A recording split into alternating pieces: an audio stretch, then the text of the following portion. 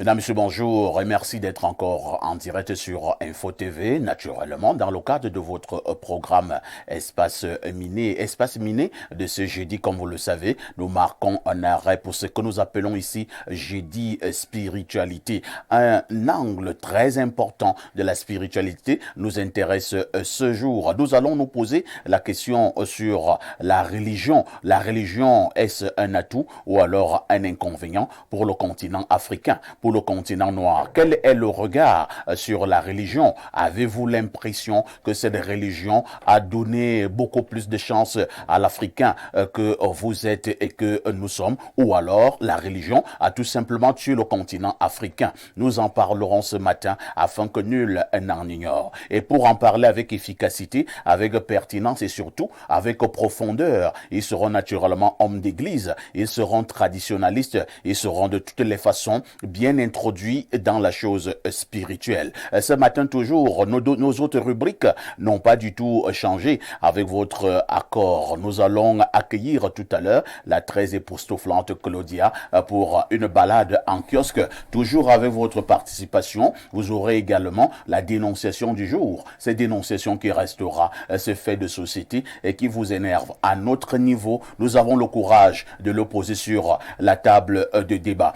Pour bénéficier de tous ces délices, il faut être connecté au canal 6, mais également au canal 317 sur Canal Plus International. Et là, vous êtes à pic sur votre chaîne de télévision Info TV. C'est votre chaîne de télévision qui monte et qui monte encore. Et on commence par accueillir ces hommes spirituels qui nous accompagnent pour ce jeudi spiritualité. Pasteur Christ Mokoumou, bonjour. Bonjour, parfait ici. Bonjour à celui que j'appelle l'incarnation de la modération faite chère. Bonjour à mes co-panélistes et bonjour à nos millions de téléspectateurs à travers le monde. Je suis très content d'être parmi vous aujourd'hui et je profite de l'occasion pour vous souhaiter une très bonne, heureuse année 2025. Et avec votre permission, parfait ici, je souhaiterais ici saluer une personne qui m'est chère et également faire des louanges à deux personnes qui sont ici sur le plateau. Commençant par la personne qui m'est chère, c'est ma maman spirituelle, la prophétesse docteur Rose Dorette à la Sainte Église du Christ, qui était très contente que vous m'ayez invité sur ce plateau et d'ailleurs m'a chargé de vous saluer personnellement. Également, j'ai toute ma famille et la communauté de la Sainte Église qui adresse leur admiration pour le consultant interplanétaire et jusqu'ici celui-là qu'on ne présente plus en termes de consultation, particulièrement ma petite sœur en Afrique du Sud, m'a chargé de lui adresser ses remerciements parce que son couple bénéficie énormément de ses conseils. Et j'espère qu'il y aura des retombées. Ah oui, je leur ai dit hier. Ah oui, à toutes mes sœurs, je leur ai dit. Chaque travail mérite sa bière. Son salaire. Et la dernière personne, si vous permettez, c'est vous en l'occurrence. Parce que j'ai été très impressionné par l'esprit de partage dont vous avez fait part à travers JJZ. C'est pas donné à n'importe qui de céder son fauteuil pour son émission phare à quelqu'un sans avoir peur que cela puisse lui être ravi. Et vous êtes revenu reprendre les choses en main et ça a été cédé par JJZ. Déjà, félicitations pour cet esprit de grandeur et de partage. On en a plus besoin en Afrique. Vous savez, révérend pasteur, je commence par la fin. Je n'ai peur de rien. Je le dis en Mondovision. J'en parlais avec Pierre Blériot. Par rapport à ce genre d'aspect, je le dis. Je sais qu'ils vont le récupérer. Je n'ai peur d'aucun journaliste au monde. Je dis bien aucun. Les autres disent ça se joue au sol. C'est-à-dire on vous met, vous faites pour vous, je fais pour moi, et les téléspectateurs jugent. Pourquoi je dois avoir peur de JJZ? JJZ, je n'ai jamais eu peur de toi. C'est un frère. De toutes les façons, c'est un frère, on le dit en toute convivialité. Je rappelle que vous êtes donc pasteur à la Sainte Église du Christ et gestionnaire des conflits d'assurance santé à CVS à Houston. Ça veut dire quoi, par exemple, conflit d'assurance, compte d'assurance santé? Les comptes d'assurance santé, en fait, je travaille parallèlement au ministère, je travaille pour CVS. C'est une franchise pharmaceutique aux États-Unis où je suis basé d'ailleurs parce que je suis anglophone d'éducation. Oui. Ma première langue, c'est l'anglais. Et alors, nous gérons les comptes d'assurance maladie pour la clientèle d'affaires et la clientèle personnelle de cette entreprise CVS. Bon, ceux qui vivent aux États-Unis la connaissent bien parce que bon, elle est un peu la compagnie d'assurance médicale et pharmaceutique qui domine le marché américain. Merci, hein. Vous êtes donc du côté des États-Unis. Nous nous connaissons depuis peut-être une dizaine d'années, hein, Oui. quand j'étais de l'autre côté. Merci d'être là. La dernière fois, vous m'avez gardé des cravates. J'espère que vous n'avez pas tourné le dos aux bonnes habitudes. Du tout pas. Je vous raconterai l'incident après. D'accord. En face de vous, nous accueillons le révérend pasteur Paul Pondy. Bonjour, pasteur. Bonjour mon frère, et bonjour à toute la communauté chrétienne du monde, bonjour aux panafricanistes, bonjour à toutes les personnes éprises de pays d'amour. Mais mon bonjour particulier aujourd'hui, je m'adresse d'abord au chef de l'État du Cameroun. Je lui souhaite bonne année 2025, Monsieur le Président Paul Biya et son épouse et toute sa famille. Et également à une missionnaire qui est avec moi, qui sort du Kenya. Nga Ateba Stéphanie, qui est rentrée du Kenya il y a cela 2 jours. Nous travaillons ensemble. Et également, je souhaite bonne année à la colonelle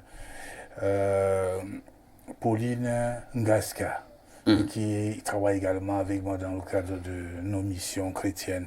Et je n'oublie pas mes enfants de Galigombo, je n'oublie personne, à Dimako, toutes ces personnes. Mais je veux dire quelque chose de particulier. Dans mes tournées que j'ai effectuées partout au Cameroun, Oui. j'ai constaté, M. Parfait, ici, que toutes les tribus s'aiment et sont solidaires. Mais il y a une tribu au Cameroun qui ne s'aime pas. Et nous devons le dénoncer en télévision, c'est la tribu Bassa. La tribu Bassa, je parlais encore avec un commissaire de police comme c'est Bahia qui me disait que si tu vas quelque part, méfie-toi plus des Bassa. Donc moi, tu es Bassa, mais c'est les Bassa qui ont tué Oumiobe. Donc je voudrais que les Bassa apprennent à s'aimer. Parce que toutes les tribus, que ce soit au nord, que ce soit à l'extrême nord, partout, tu les vois, ils sont. Mais si tu rencontres un Bassa, si tu ne fais pas attention, même si tu es à la calvétie, il va te chercher les poux dans la calvétie. Donc j'interpelle le peuple Bassa à imiter les autres peuples. Et ils se réclament de Oumiobe, mais ils ne font pas ce que Oumiobe a laissé comme legs au Cameroun, c'est l'amour. Et vous voyez, on voulait donner l'indépendance à Oumiobe seul. Il a dit il veut l'indépendance pour tout le Cameroun. Et vous voyez un endroit comme Ezeka. C'est maintenant qu'on découvre qu'il y a un pétrole terrible. Moi, j'ai rencontré des gens qui exploitent ces minéraux là-bas. Ils disent qu'il y a un pétrole terrible à Ezeka. Terrible. Ezeka est assis sur du pétrole. Et donc, Dieu a envoyé des gens comme ça qui ont apporté un message d'amour. Je voudrais que les Bassa copient l'exemple de leur maître, Oumiobe. C'était un homme amoureux, un homme vraiment de paix. Alors, je consulte dans mon plateau, mais là, je me rends compte que il y a 2 Bassa sur le plateau. Hein. Vous êtes un Bassa, il y a Pierre Blairu qui est un Bassa. J'espère que vous vous aimez. Moi, je l'aime. Mais je sais pas si... Je vais vérifier tout à l'heure si Blairu aussi t'aime. D'accord. Ok. Merci d'être là, pasteur. Accueillons Maître Badam, qui est également sur ce plateau. Maître Badam, bonjour. Au TEP à toi, Parfait, ici, au TEP à tous les millions de téléspectateurs d'Info TV, au TEP à mes copanélistes. Je suis vraiment très honoré d'être parmi vous ce matin dans votre hôpital qui gère désormais des problèmes mystiques. Et pour des problèmes mystiques, quand il s'agit, nous sommes là et nous sommes là pour éclairer, édifier nos frères africains, camerounais en particulier, de faire le retour aux sources afin de pouvoir avoir ce qu'ils cherchent ailleurs. C'est très important et j'aimerais aussi rendre un grand hommage au grand frère Biero que j'admire énormément et qui pour moi est un vieux sage. Je peux dire ça comme ça parce que je me dis souvent, j'ai ma sagesse qui me dit qu'on ne vieillit pas, on n'acquiert pas la sagesse en vieillissant. Mais lorsque vous êtes un con et que vous vieillissez, vous ne devenez pas un vieux sage, mais un vieux con. Donc, Blériot l'a dit, hein. est un vieux sage. Donc, je l'admire vraiment beaucoup et sa sagesse apporte beaucoup d'importance dans nos vies pour ceux qui ont bien le discernement.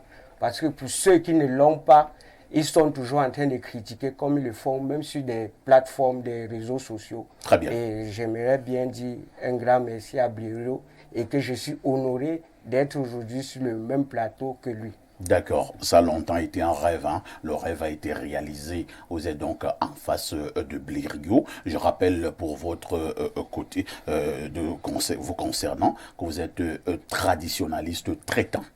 D'accord.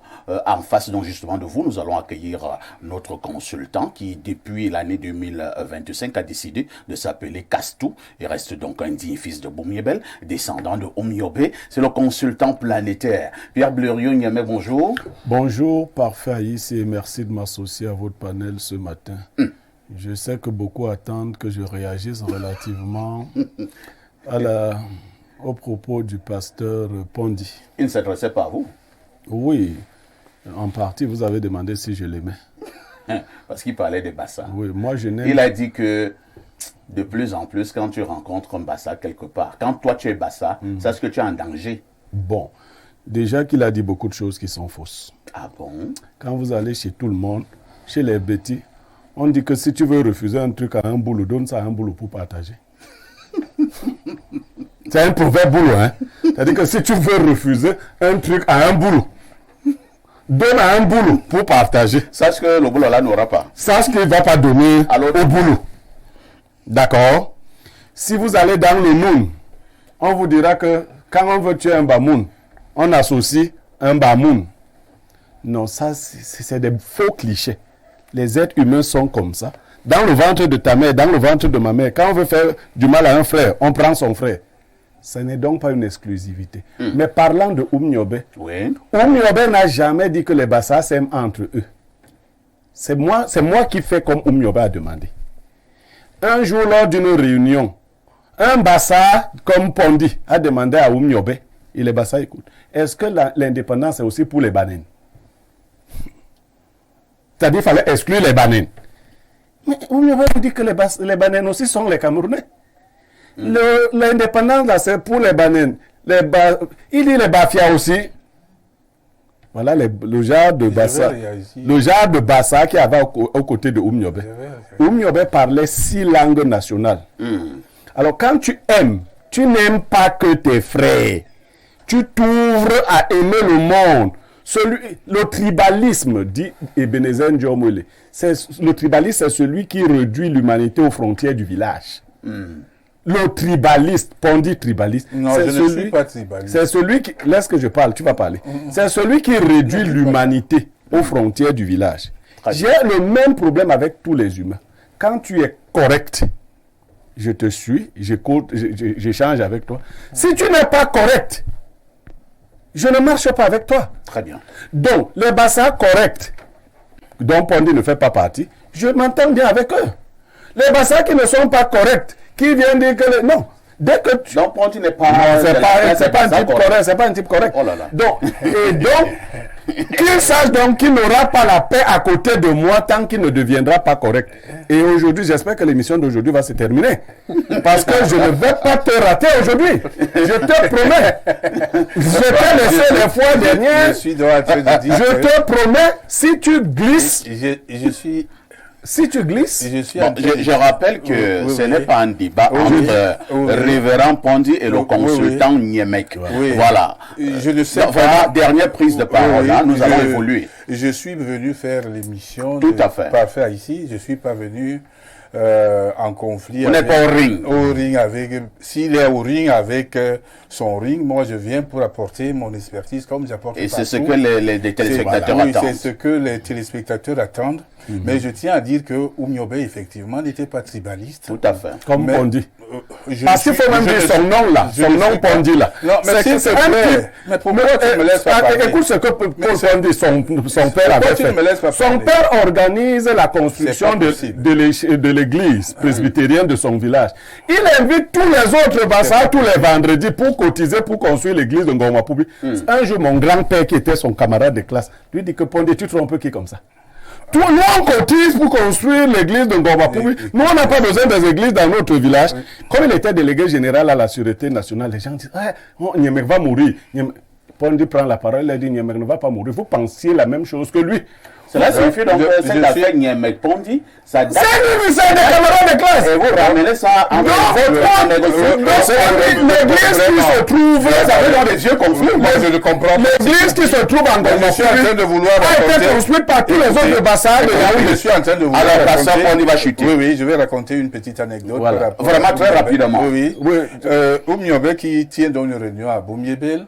Et puis un de digne fils d'Union Ikele également il venait d'obtenir son BPC, il était au collège Sacré-Cœur de Macaque.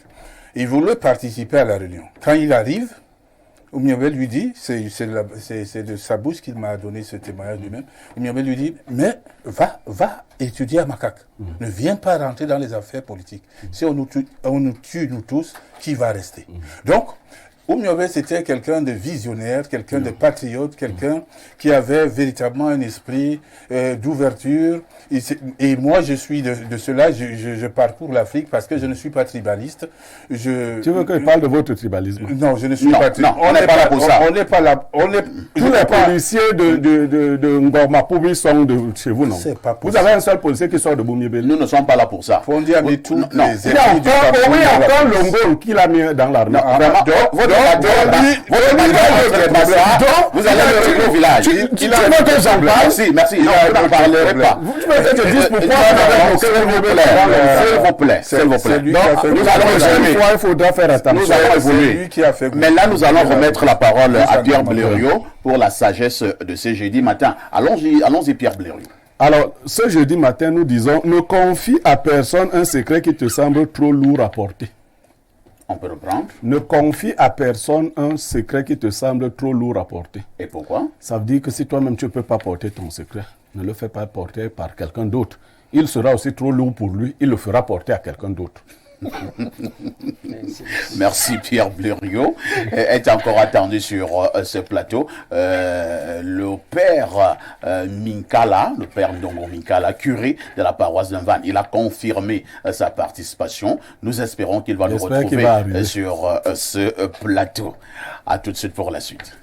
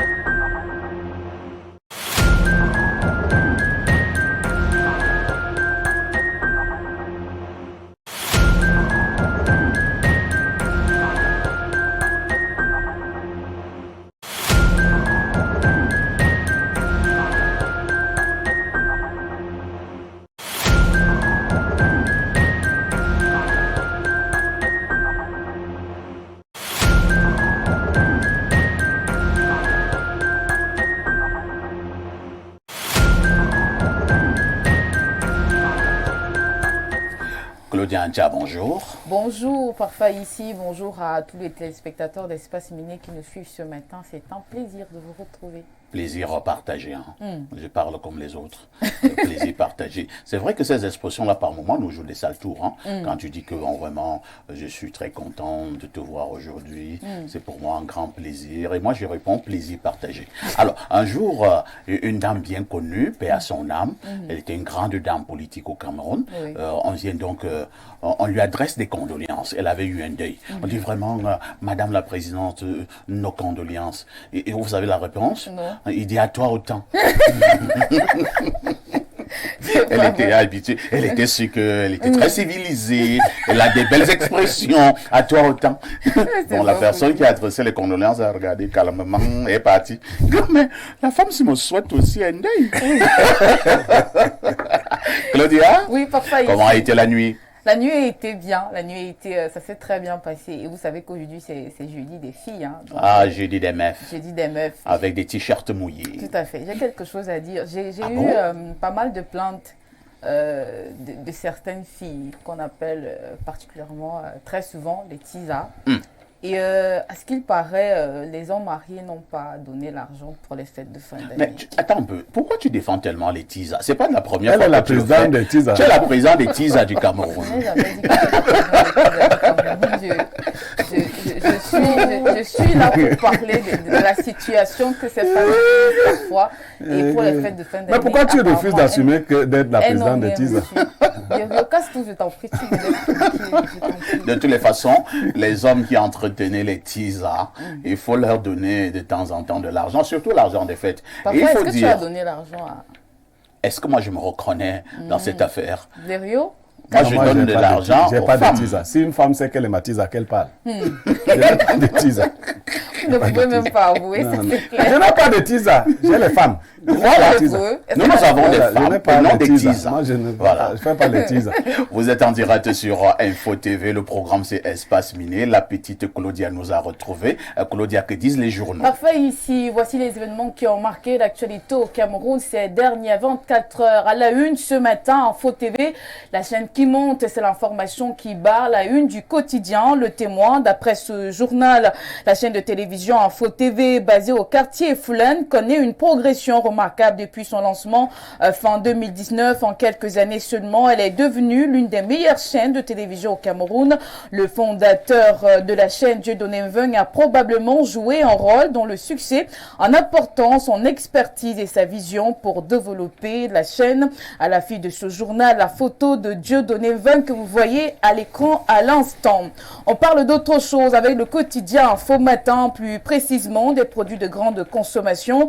Douala neutralise la janvieuse. La page 4 nous renseigne que c'est à la faveur de la continuité de l'opération spéciale de lutte contre la vie chère instruite par le chef de l'État Paul Biya et mise en œuvre par le gouvernement à travers le ministre du Commerce Luc Magloire Bargatongana dans l'optique de soulager les ménages à printemps.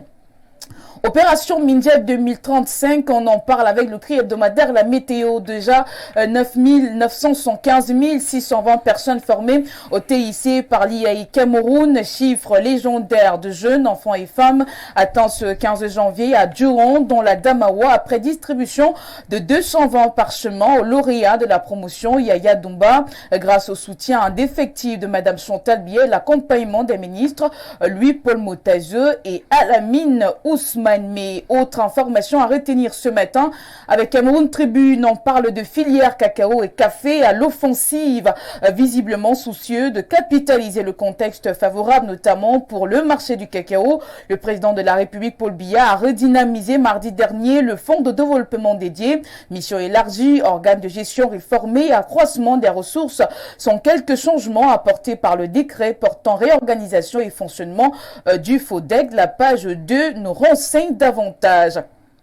Avec le jour, on parle de la plainte contre le REDAC. Aman Mena nous apprend ce matin que le Cameroun patriotique diaspora dénonce la répression sauvage.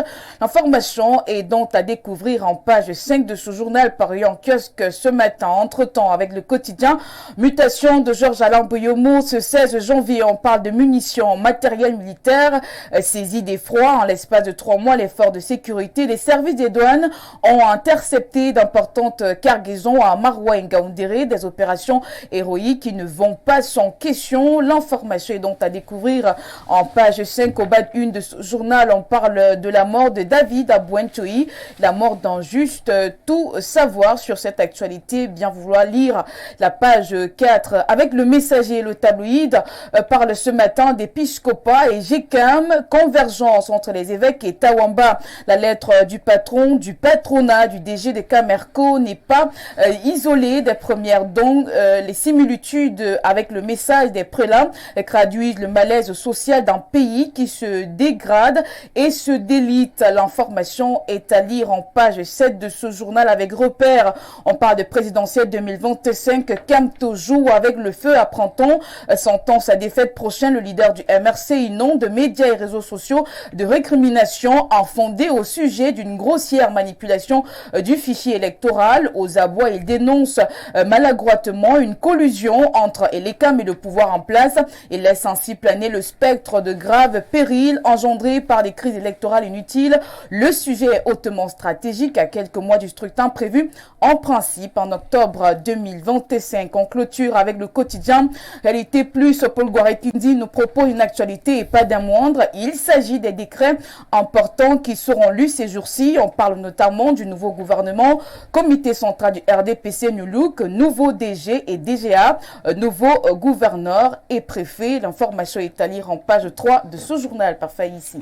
Merci, merci Claudia pour toutes ces informations fraîches parues donc en kiosque au Cameroun. Il ne me reste qu'à te souhaiter un excellent jeudi des filles. Et nous nous disons à demain 10h. À demain 10h, parfois ici et surtout, bon suite d'émission. Claudia n'oublie jamais le conseil. Petite Claudia, tout ce qui brille n'est pas or. Ma petite reste très très prudente.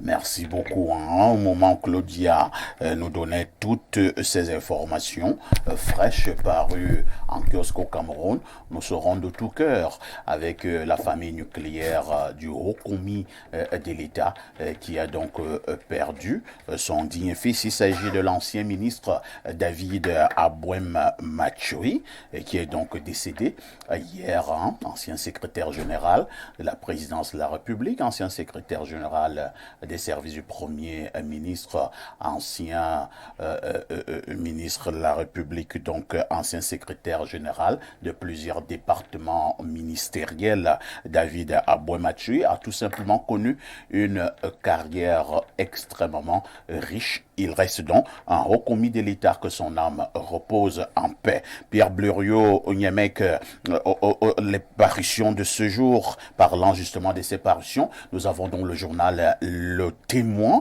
qui parle de votre chaîne de télévision Info TV, la chaîne qui monte, c'est la une de ce journal. Et nous avons justement à cette grande une le président directeur général du groupe La Météo, promoteur d'Info TV.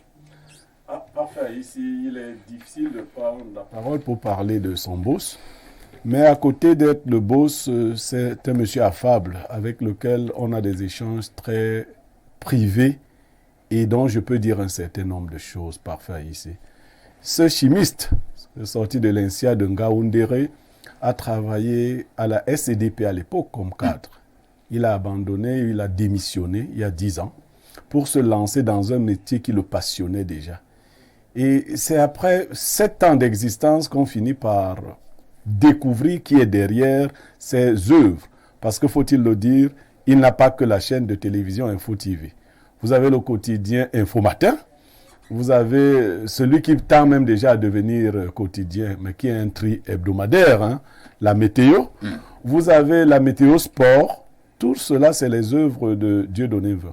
Mais la particularité de ce chef d'entreprise, c'est qu'il fait un métier qu'il aime lui-même et qu'il pratique lui-même. C'est un journaliste de formation, à la plume particulièrement châtiée, mais un travailleur. Chacune de mes épouses me pose souvent la question, ton patron, s'il dort à quelle heure? Je crois que tu subis les mêmes harcèlements. À 2 heures de la nuit, Blériot, est-ce que tu as regardé la rediffusion de ceci? Est-ce que tu as vu cela? Il est au four et au moulin. Il nous assiste de manière très professionnelle dans tout ce que nous faisons. Et je suis carrément convaincu que le journal qui a titré, c'est un journal qu'il a pisté depuis longtemps. Parce que c'est quelqu'un qui préfère une existence dans l'ombre. Porter 3 ou 4 médias dans le contexte actuel, c'est-à-dire un groupe de presse, ce n'est pas évident. Et il a eu la main heureuse, c'est ce que je dis. Il a eu la main heureuse il y a 3 ans à peu près de cela. Et aujourd'hui, il entretient ce personnel. Vous savez, quand on arrivait à Info TV, c'était des intrigues. On ne paye pas les gens. Bon, je crois que quand on nous voit aujourd'hui, ce n'est pas, nous ne ressemblons pas aux gens qui souffrent beaucoup. Bon, en grande partie, c'est bien Info TV. Donc, je lui rends hommage au-delà de ce que le journal a pu écrire et que je lirai en journée. Je lui rends hommage pour la qualité de son management, pour le courage de conduire un groupe de médias dans des conditions plutôt difficiles, pour la liberté de ton. Parce qu'il faut le dire, quelqu'un parlait de tribalisme ici. Il s'agit d'un bêtis. Hein, et je réponds souvent aux gens. Nous parlons des bêtis sur la chaîne des bêtis. Quelquefois, pas en bien, hein. Et on veut que nous venions ici plutôt honorer les autres tribus. Non. Ce monsieur ne vous donne pas de ligne directrice contraignante. La seule consigne qu'il nous donne, c'est de respecter les institutions. Et de rester professionnel. De rester professionnel. Respecter les institutions, rester professionnel. Ben, garder même un casse-tout dans votre chaîne de télévision, c'est pas évident non plus. Vous pouvez imaginer le type de pression qu'il reçoit. Donc, qu'on lui rende hommage. D'ailleurs, ceux qui sont vraiment dans le milieu de la presse savent que c'est une vraie mastodonte. D'un calme et d'un charisme distrait. Ben, il ne faut pas le mépriser parce que vous le voyez ainsi. Il a même contribué, ça, il ne veut pas que je le dise, à ce que beaucoup d'autres chaînes camerounaises soient sur le bouquet Canal+. Hein. Tout à fait. Sans acrimonie, sans tambour. sans suspicion, sans peur. Comme vous disiez ici, il n'a pas eu peur. La dernière en date, c'est toujours lui. Ceux qui peuvent aller vérifier peuvent le... Donc, ce genre de patron, surtout qui s'efface, vous n'avez pas beaucoup d'images de lui. Hein. C'est vrai que les musiciens bêtis doivent aussi penser à chanter son nom. Merci beaucoup, Pierre Blériot. On passe la parole donc au révérend Pondy. Révérend Pondy, certainement que vous connaissez le patron du groupe La Météo et donc le promoteur d'Info TV, Dieudonné Mvang, à distance, peut-être pas personnellement. C'est un monsieur extrêmement discret. Le Témoin, le journal La Parution de ce matin, a choisi de le mettre à la une avec Info TV en disant c'est la chaîne qui monte. Oui, effectivement, Info TV, c'est une chaîne qui monte au Cameroun. C'est une chaîne qui a des journalistes de grande envergure comme Parfait Haïssi, qui, j'ai toujours dit et redit même ailleurs, que quand Parfait Haïssi est quelque part, la chose ne peut que connaître la lumière. Donc, quand Parfait Haïssi s'associe à quelqu'un, c'est quelqu'un de positif. Je n'ai pas besoin de le connaître, mais déjà, je sens que c'est une grande personnalité parce qu'il est quelqu'un qui doit être méticuleux, c'est quelqu'un qui extrêmement. Voilà, c'est quelqu'un qui est véritablement... Il regarde les choses en profondeur et il prend ses distances pour laisser les gens exprimer leur talent. Donc, c'est des messieurs comme ça qu'on a besoin au Cameroun pour faire monter véritablement ce pays. Parce que je dois vous dire une chose, peut-être beaucoup l'ignorent, c'est-à-dire que c'est-à-dire que on est en train d'aller vers le règne millénaire. Et beaucoup de chaînes de télévision dans le monde, même des scientifiques, même des sorciers de tout genre, passent leur temps à faire des conférences. Comment le règne millénaire va se passer. Malheureusement, les Africains ne comprennent pas beaucoup la chose. Mais Info TV, avec des débats comme celui que tu animes, et je suggère même qu'à la longue, qu'il faille trouver peut-être un jeudi pour parler du christianisme et un jeudi pour parler de sorcellerie. Parce que la vie est un jeu. Nous parlerons de tout cela. Oui. Nous parlerons de tout cela. Parce que le Cameroun est le bastion, comme je dis souvent, le Cameroun est comme Israël. C'est du Cameroun que partent les missionnaires pour impacter le monde, pour le salut des âmes par rapport à l'œuvre salvatrice de Jésus-Christ et qui conduit donc au règne millénaire. Donc, Info TV, sur cette plateforme, donc, joue un rôle essentialiste. C'est-à-dire que avec des mastodontes du journalisme comme Haïssi Parfait, un grand manager comme celui qui est le patron discret mais efficace, parce que quand il parle de 4 médias qu'il gère, la presse écrite et tout, et peut-être même il y a une radio qui sera annoncée quelque part bientôt, vraiment c'est quelqu'un à saluer, c'est quelqu'un à encourager dans ce travail professionnel et profond qui est là-bas, c'est à travers... J'étais en train de zapper comme ça un jour. Dès que j'ai vu passer ici, j'ai dit que voilà mon type. On était à Royal FM depuis 2013. Donc il est déjà dans ce média. Je vais aller le là-bas. C'est comme ça que j'atterris ici. Parce que j'ai vu Parfait Haïti quelque part. Et j'ai su que là où Parfait Haïti est, c'est le positif qui est là-bas. Même s'il y a toujours... le négatif à côté. Oui, non, pas du négatif, mais des incompréhensions. Moi, j'appelle ça des incompréhensions. Merci bien pour le référent. Des incompréhensions. On va passer la parole à l'autre pasteur, hein, Christ Mokomu, vous qui êtes aux États-Unis. C'est vrai que l'exercice que nous sommes en train de faire ce matin, j'en suis persuadé que le PDG n'est même pas d'accord. Hein. Je vous dis que c'est quelqu'un d'extrêmement discret et n'aime pas qu'on parle de lui. Lui, il a ouvert ses médias pour donner la chance aux jeunes de s'exprimer et tout ça. Lui, il est dans l'ombre. Il aime être dans l'ombre, il n'aime pas qu'on parle de lui. Mais nous sommes désolés. Nous présentons même nos excuses. C'est la presse qui PDG, c'est parce que la presse a parlé de vous que moi j'en parle aussi.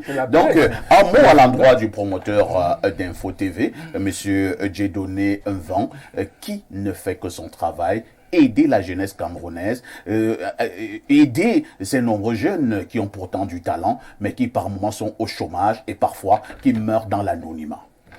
Alors, parfait. Déjà, je vous souhaiterais adresser les sincères condoléances au patriarche Dieudonné Mvan. Ouais. J'ai suivi dimanche, vous nous informiez qu'il a perdu sa petite fille. Tout à fait, de 18 mois. De 18 mois, c'est douloureux. Oui. Et sincères condoléances à ça, papa. Vous savez, parfois ici, il y a une différence entre le rêveur et le visionnaire. Le rêveur, c'est celui qui se projette dans l'avenir et ce qu'il désire mais n'applique pas, n'implémente pas. Le visionnaire, c'est celui qui voit, détecte les talents, les opportunités et les implémente. Alors jusqu'ici, je pense que le patriarche Dieudonné Mvan a démontré être un visionnaire. Et ce sont les visionnaires qui bâtissent. Alors voyez-vous, la preuve que c'est un visionnaire confirmé est que il a détecté quelque part un talent qui avait été botté par la petite porte, excusez l'expression. Ouais. Alors, c'était bizarre. Moi, à sa place, je n'aurais pas choisi un journaliste qui venait de se faire licencier pour donner les clés du camion de la chaîne Info TV. Mais il parvient à voir en ce journaliste ce que les autres n'ont pas vu. C'est ça le visionnaire. Et ensuite, implémente à ce qu'il dit. J'ai confiance à ta capacité d'implémenter ce que je vois en toi que les autres ne voient pas. Et par la suite, on a le légendaire, la légende, le Castou, comme on l'appelle, qui rejoint. Et le patriarche ne s'y oppose pas parce qu'il comprend que il voit, tu as vu en plein bureau, c'est que lui aussi voyait depuis. Et le reste, c'est l'histoire. On voit les preuves sur le terrain. Plus rien à dire. Des visionnaires comme lui, nous en avons besoin pour le changement du Cameroun. Merci, hein, pasteur Chris Mokomu. Tout ce que je vais dire, hein, c'est que Blériot a dit tout à l'heure, c'est pas toujours évident de parler de son patron à l'antenne, mais quelques qualités de ce grand homme. Je le connaissais déjà avant que je ne vienne dans cette chaîne, et comme je l'appelais déjà à cette époque, c'est comme ça que je continue à l'appeler, le très grand frère. Je l'appelle PDG parce que je suis à l'antenne. Je l'appelle toujours depuis une quinzaine d'années très grand frère. Alors, ce que je remarque est que moi j'ai même peur pour M. Dieudonné Mvan, parce que monsieur ne dort pas. Oui. Il vous appelle à toute heure, parfois 1h du matin, à 2h. Oui, parfait, je viens de suivre la rediffusion. Peut-être toi tu n'as même pas suivi la rediffusion. J'ai suivi ceci, oui c'est bon, ou alors c'est pas bon, ainsi de suite. Blériot a dit quelque chose tout à l'heure, et je vous assure, ces patrons-là sont de plus en plus rares au Cameroun.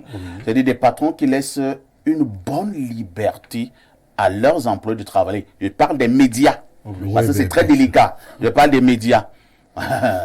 Des patrons qui laissent une certaine liberté à leurs collaborateurs de travailler, de faire leur job, d'exprimer par moments leurs opinions, ainsi de suite, sans être brutalement recadrés. Parce qu'on sait également ce qui se passe ailleurs, sans être brutalement recadrés. Je travaille ici depuis 2 ans et demi. La seule fois où mon PDG, le très grand frère, m'a recadré, et de manière très polie, hein, c'est dit, c'est il y a pratiquement 2 ou 3 semaines, dans le cadre d'une dénonciation. Il m'a appelé après l'émission, il me dit, mais parfait, on m'appelle de partout là, vous avez dénoncé quoi aujourd'hui? Je lui dis. Il me dit, non, c'était pas bon. C'était pas bon. C'est la seule fois, en 2 ans et demi. Et il a demandé à ce qu'on se rencontre. Nous nous sommes rencontrés. Et il m'a expliqué pourquoi ce n'était pas bon. Et à la fin, j'ai présenté mes excuses. Et j'ai vu qu'il avait raison. Ce n'était pas bon. Il n'a pas eu à faire des longs communiqués et tout ça. Il t'a pas fait lire ton licenciement en direct. Non, c'est ce que tu veux. Non, si tu permets que je te vole une minute. Oui, il y a une autre qualité, une qualité humaine. Vous savez, être patron, c'est pas seulement donner le salaire aux gens. Oui. C'est leur donner de l'affection. Ouais. Le 31 décembre de cette année, un collaborateur est tombé gravement malade et dans un coma. Ouais. Vous savez, Dieudonné Mveng était au chevet de ce garçon jusqu'au 1er janvier qu'il n'a pas fêté chez lui. Et il m'appelait pour me dire, Plirio, si l'enfant de Trouy meurt, comme ça montait déjà, qu'est-ce qu'on ne va pas dire? Mais ce gars n'est pas le seul à bénéficier de ce côté très humain. Moi-même, j'en ai bénéficié. Non, qui n'en a pas bénéficié tous les jours. Je voudrais parler un peu de Jean-Jacques Zeu. Oui. On voit les journalistes recrutés. C'est ce monsieur qui est allé prendre Jean-Jacques Zeu là à Mena Yaoundé. Tout à fait. Il l'a présenté à son premier patron. Il lui a dit, prends ce garçon, il est bon. Est-ce qu'on sait tout? Et ça, c'est un témoin de Jean-Jacques Zeu. Hein? Jean-Jacques Zeu me dit que moi, mon arrivée à Yaoundé, c'est Dieudonné Mveng. C'est lui qui m'a amené à Yaoundé. Il y en a donc comme ça. Bon, maintenant, des fois, c'est nous qui rendons souvent les hommes plus orgueilleux. Lui, il n'aime pas les éloges.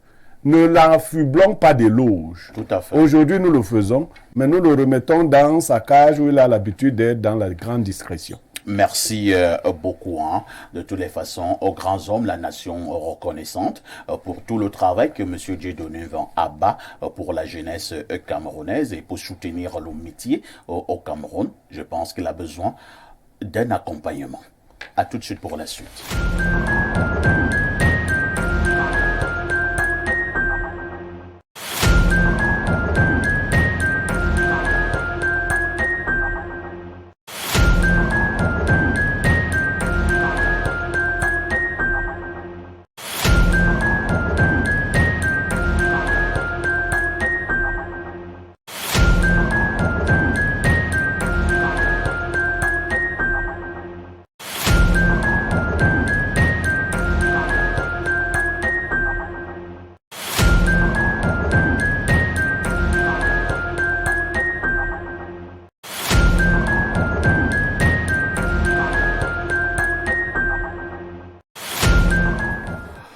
Nous allons remettre la parole à Pierre Blériot-Niémé, que cette fois-ci pour la dénonciation de ce jeudi matin.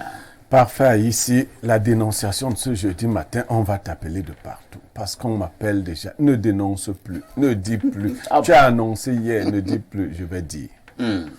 Alors, je vais relater les faits, tels que j'ai pu les recouper, et chacun va se faire sa propre idée. Je vais seulement relater les faits. Alors, je vous supposez que Parfait ici s'appelle Charles Mbappé et que moi, je m'appelle Charlie Nelly. Nous sommes des amis et des frères. Voilà les faits. Monsieur Charlie Nelly, grand musicien, a pour ami en France, parmi ses amis, un autre Charles qui s'appelle Charles Mbappé. Charles Mbappé reçoit souvent Nelly chez lui. Quand Nelly est en France, Nelly a plusieurs domiciles. Il peut être chez une grande sœur, mais il arrive que les deux soient dans le domicile de Charles Mbappé et qu'ils y passent beaucoup de temps. On les connaît dans les grands espaces parisiens. Ils marchent ensemble. Alors, Charles Mbappé achète un nouveau véhicule. Tout neuf, 25 000 €. Il doit donc le payer en traite comme ils le font là-bas. Il reçoit Nelly. Et ils vont se balader, ils se baladent toute la journée, la soirée, ils prennent un peu d'alcool et autres. Ils rentrent chez eux et pendant que Charles Mbappé dort, Charlie prend les clés du véhicule garé, il sort avec, il s'en va se balader. Il se balade, au petit matin, Charles Mbappé l'appelle, le téléphone ne sonne pas. Il appelle, le téléphone ne sonne pas, il observe qu'il n'y a plus son véhicule. Il appelle plusieurs fois, le téléphone. Il n'y a non plus les clés. Il a deux clés. Il y a une qui est à table et celle avec laquelle il était dans la chambre. C'est après qu'il constate que celle du salon n'est plus là, le véhicule n'est pas là. Il appelle, le téléphone ne sonne pas. Il appelle donc des amis communs à eux pour dire, est-ce que vous avez vu Charlie Nelly? Personne ne l'a vu. On lui dit que non. Vers 1h, là, il était à tel endroit. Il était un peu peinté. Donc, laisse-lui le temps de se réveiller. Peut-être le téléphone. Il dit non, ça sonne. Il dit bon, laisse-lui le temps de se réveiller. 15h, Charlie Nelly l'appelle. C'est-à-dire maintenant, Charlie Nelly s'est réveillé et il appelle Charles Mbappé, son frère. Il lui dit, mon frère, il appelle d'un téléphone fixe. Et non pas de son portable, il appelle d'un téléphone fixe et il lui dit, mon frère, je ne sais même pas ce qui m'arrive. Mbappé lui dit, qu'est-ce qui t'arrive? Il dit que hier, dans la nuit, quand il rentrait, une patrouille mixte l'a interpellé. Il était si sous qu'on lui a demandé de garer le véhicule, de prendre la carte grise et les clés et de laisser le véhicule à cet endroit. Lui-même ne connaît plus l'endroit. Il ne se rappelle plus de rien. Sur le coup, Mbappé lui dit, le plus important, c'est que tu sois en vie. Voyons-nous à la fin de la journée, parce que lui va aller au travail. Quand ils se retrouvent, ils prennent un ami commun, qu'ils appellent M. Ebodé, se mettent à chercher le véhicule dans tout Paris, tous les endroits. On ne retrouve pas le véhicule. Alors Mbappé est dépassé. Il lui dit, mais Charlie, tu n'as pas bu ton cerveau. Tu peux quand même pas me dire que tu ne... Charlie Nelly dit qu'il ne se rappelle pas vraiment de là où le véhicule était. Mais là, on n'est pas au Cameroun, on est en France. Charles Mbappé va donc porter plainte pour la disparition. Il parle du vol de son véhicule. La police française est en train de mener les enquêtes. Entre-temps, Charlie Nelly quitte le territoire français. Il revient au Cameroun. Sans dire au revoir à Charles Mbappé. Et il revient avec les clés, dit-il, du véhicule. C'est-à-dire ces clés qu'il avait, il revient au Cameroun avec. Il les aurait encore jusqu'à présent à Douala.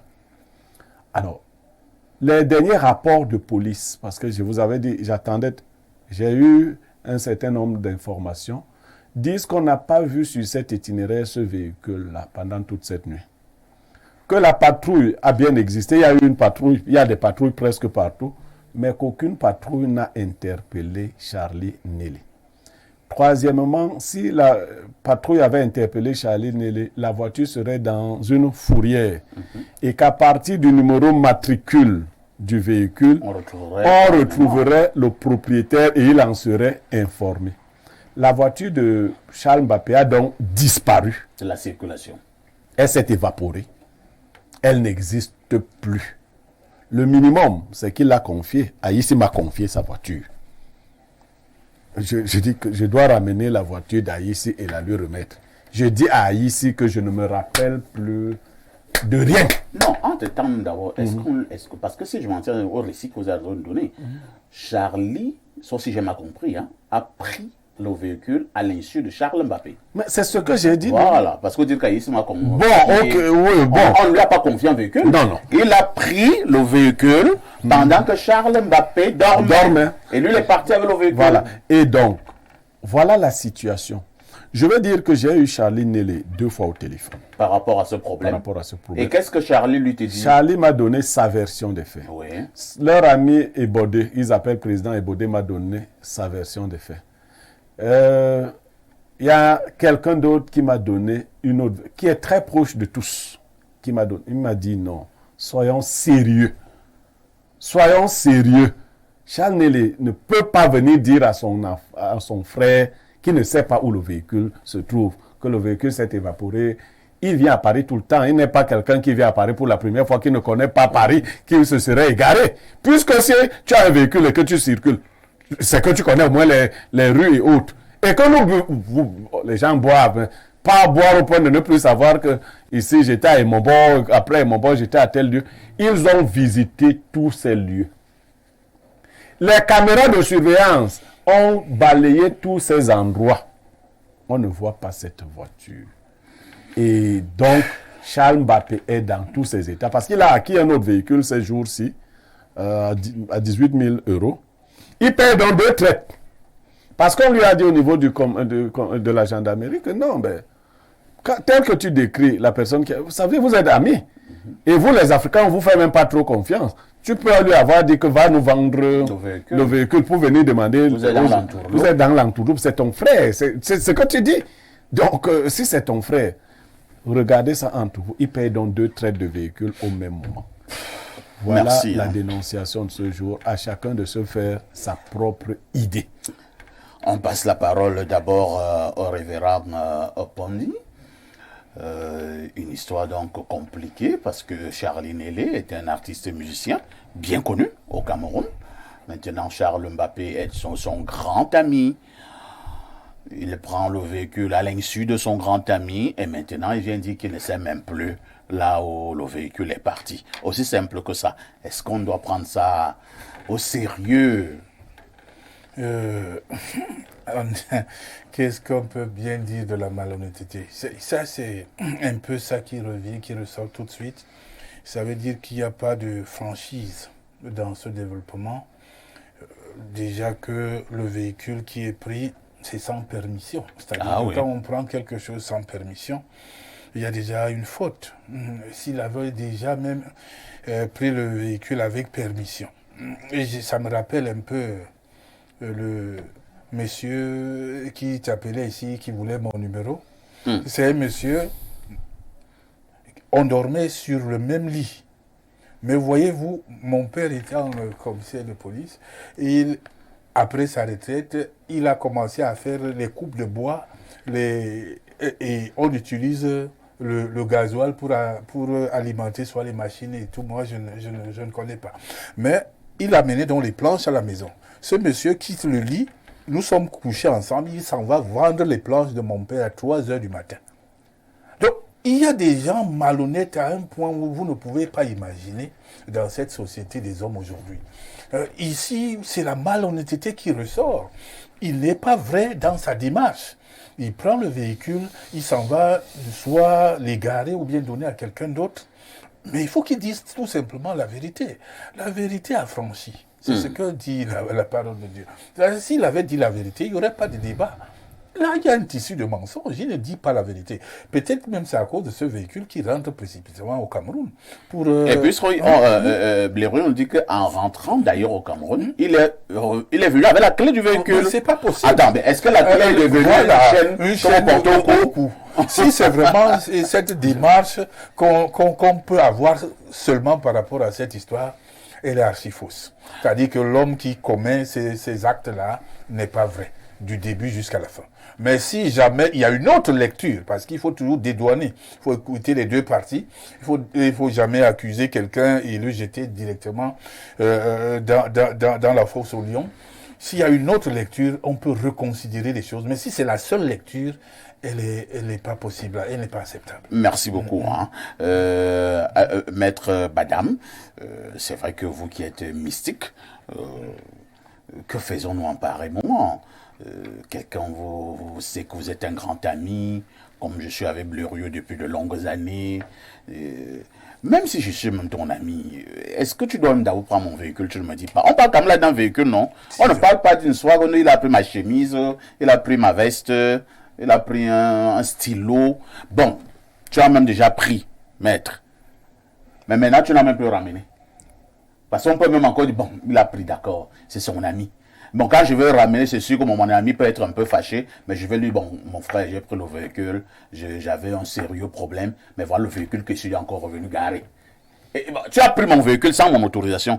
Maintenant, tu commences à me raconter des histoires à dormir debout.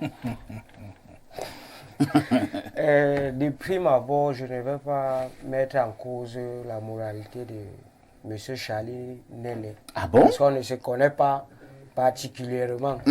Mais si je me fie au récit que Blériot a donné, cette histoire est vraiment très floue. Et le fait d'être revenu au pays avec la clé du véhicule l'accuse clairement. Et aussi, le fait que les services de gendarmerie de l'Occident, nous-mêmes, nous connaissons leur force et leur expérience dans la manière de résoudre certaines situations, ne parviennent pas à localiser ou à avoir la traçabilité de ce véhicule-là. crée aussi beaucoup de Un autre zones flou. d'ombre. Je dis, Donc, c'est terrible. Pour conclure, Il y a pas je de- veux dire, ni Charlie Nélé, ni Charles Mbappé, je ne sais pas si entre eux il y a une certaine complicité, ou bien Charlie Nélé a tout simplement disparu avec le véhicule. Comme vous avez dit, ce n'est pas une chaîne qu'on va dire, bon, peut-être c'est tombé quelque part, on ne sait pas, ça s'est égaré. C'est quand même un véhicule. Et sur ce, vraiment, c'est très flou. C'est très très flou. Et le fait qu'il soit revenu au Cameroun avec les clés du véhicule, il aurait dû laisser dire mon Ça frère. amplifie le On fond. ne sait jamais. C'est pour ça qu'on Si comprend. par Donc, le derrière, véhicule, tu retrouves voilà le la clé. véhicule, Oui, oui. voici la clé. Mais le fait qu'il soit venu avec, parce que quand Blaireau donnait le récit, qu'est-ce que je me suis dit au début? Il a dit, ah, Bien fait avec la peut-être le véhicule est déjà dans le conteneur. Lui, il Voilà. a voyagé en avance. Pour venir Il réceptionner. attendait le véhicule au Cameroun. C'est ce que moi je me suis dit. Mais je ne peux pas aussi juger la chose comme ça.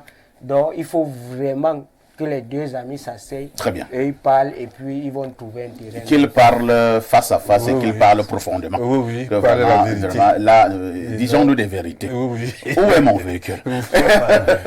Tu dois pas acheter. Pasteur Chris Mokomu, vous qui vivez justement de l'autre côté, hein, chez les Blancs, nous connaissons quelle est la rigueur, l'efficacité de la police française, la gendarmerie. Ça, c'est quelque chose. Attendez, vous n'allez pas nous dire que le véhicule s'est évaporé. Parce que à partir du point où le véhicule sort, c'est-à-dire à partir du point où le véhicule sort, on sait que là-bas à Paris, il y a des caméras de surveillance presque partout. À partir de là où le véhicule sort, comment on n'arrive pas à tracer le véhicule?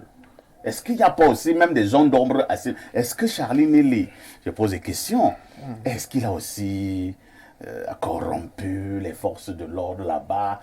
C'est un peu difficile d'y croire, mais bon, comment, même au niveau de la police, au niveau de la gendarmerie, aucune trace. Alors là, parfait. Même en Colmeus, Oui.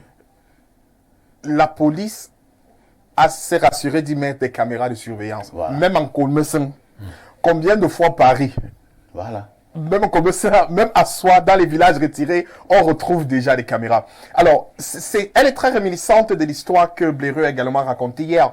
La sœur cadette qui met dehors la sœur aînée après avoir récupéré le mari. Tout à fait. Les trahisons les plus douloureuses sont celles qui viennent des personnes les plus proches et sont souvent les plus insoupçonnables.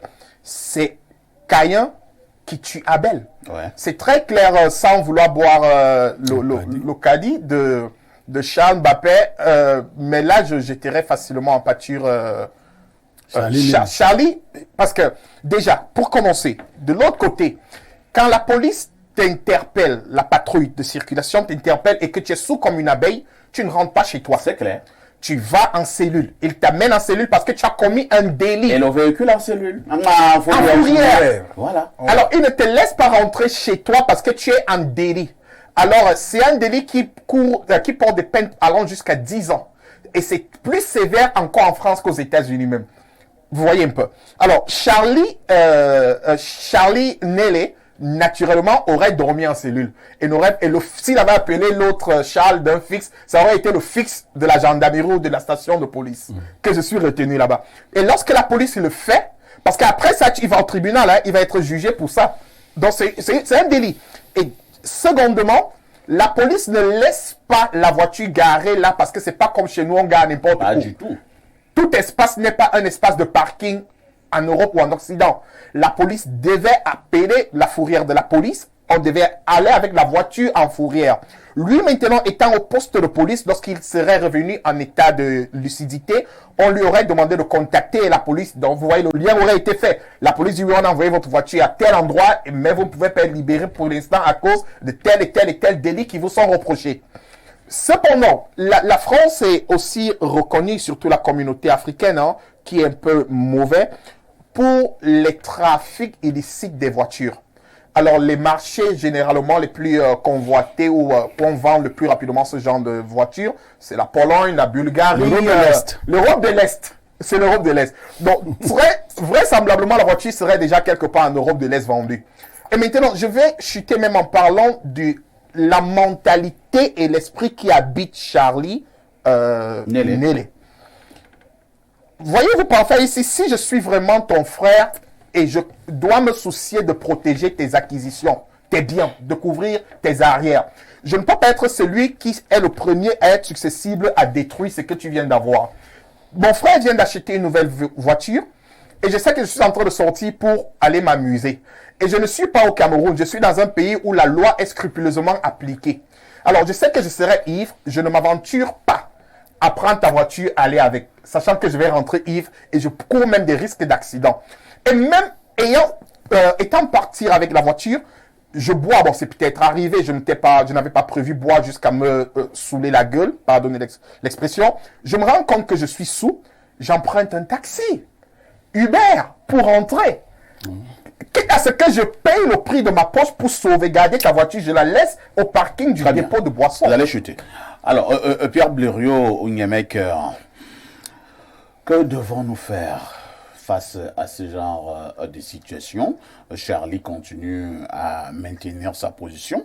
Il soutient Mordicus que le véhicule s'est évaporé. Charles a porté plainte. Il a porté plainte contre qui? Contre Charles ou bien contre inconnu? Contre inconnu. Contre inconnu. Parfois ici... Que devons-nous faire? Vous voyez, je suis hyper gêné. Je viens d'acquérir un véhicule. Oui. Il m'a coûté à peu près la même somme. Tu es mon ami. Oui. Si tu me le demandes ces jours-ci, je vais voir que tu es méchant. Ah, Blériot. Non, je préfère te dire, si tu me demandes ça les mêmes jours-ci, je peux te... Je dois attendre combien de temps? Un an? 2 ans? Il faut d'abord que moi-même je jouisse. Que tu puisses savourer. Je jouisse de mon véhicule. Tu vois, non? Il y a des demandes qui sont même diaboliques. Quand nous avons fait une comédie comme ça, Ouais. à peine il avait acheté sa voiture, Mandjunga est venu. Il dit qu'il veut voyager. Il dit qu'il a même le permis. Et quand il dit, et si tu fais l'accident, il dit que l'assurance va payer. Écoute. Et ça, c'est... Non, je le dis en riant. Il y a des demandes, Charlie, vraiment... Si je rentre maintenant, mon ami a pris mon véhicule. Je reviens, on dit qu'il n'y a pas le véhicule. Ici, il n'y aura plus l'émission Espace Midi. Vraiment, je préfère... Non, vraiment. Donc, il ne faut pas demander aux autres de porter ce que nous, on ne peut pas porter. Ça, c'est méchant. Et Charlie ne devait pas quitter la France jusqu'à ce que la question de son ami soit réglée. Et quand je parle avec lui, et ça, je le lui dis là, je ne sens pas chez lui la gravité de ce problème. Hein. Ah bon? Non, je ne sens pas que c'est très grave. Il ne savait pas que Mbappé pouvait vilipender leur amitié. Ah bon? Trouve 25 000 euros, donne à Mbappé. Et le problème est réglé? Vraiment. Cherche 25 000 euros, donne à Mbappé. Je ne sais pas là où le véhicule est, mais c'est toi qui as pris son véhicule. Oui. Il veut son véhicule, ça a coûté 25 000 euros. Cherche 25. Engage toi-même sur 1 an. À le soutenir à payer les traites. Remets-lui son argent. Ce n'est pas pardonnable. Si quelqu'un doit te dire autre chose, il fait des sorties aussi. Il te manque que celui qui te soutient t'aide à payer la dette de Mbappé. La victime ici, c'est Mbappé. Parce qu'il y a des gens qui sont d'une bonté extrême. Tu viens d'acquérir, moi-même je l'ai dit, Mbappé, c'est comment? Ça vient même comment une chose neuve. Tu dis seulement à ton ami, non, vraiment. Donc, moi je ne veux même pas beaucoup parler, trouve l'argent, 25 000 euros, même si c'est sur 12 mois. Remets à Mbappé ces 25 000 euros à raison de 2 000 euros par mois sur 12 mois. Il va supporter les charges des traites qu'il doit payer. Très bien. Lisons quelques messages ce matin. Bonjour le mastodonte de la modération. Bonjour au plateau. Des deux choses l'une, soit Charlie Nélé sait très bien où est allée cette voiture, soit les deux Charles savent très bien quelle direction elle a prise. C'est indubitable. C'est Bertrand Amarois qui envoie le message. Si les deux étaient des mèches, est-ce qu'ils allaient donc également faire autant de bruit? Non, ils ne sont pas de mèche. C'est l'une des deux possibilités, comme il a dit. C'est l'une des deux.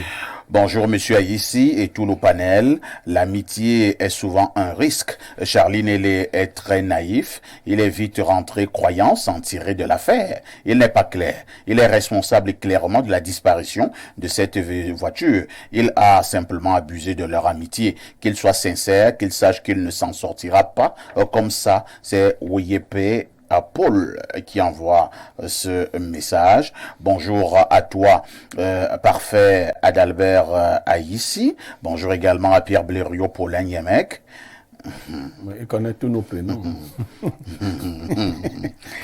Et enfin, à tout le riche panel, je vais dire un mot sur le très grand frère Dieudonné Mvan. C'est très difficile de voir un patron, surtout de chaîne de télévision, au Cameroun, être aussi sociable et très discret. J'ai vécu moi-même ma propre expérience avec ce grand homme abimté.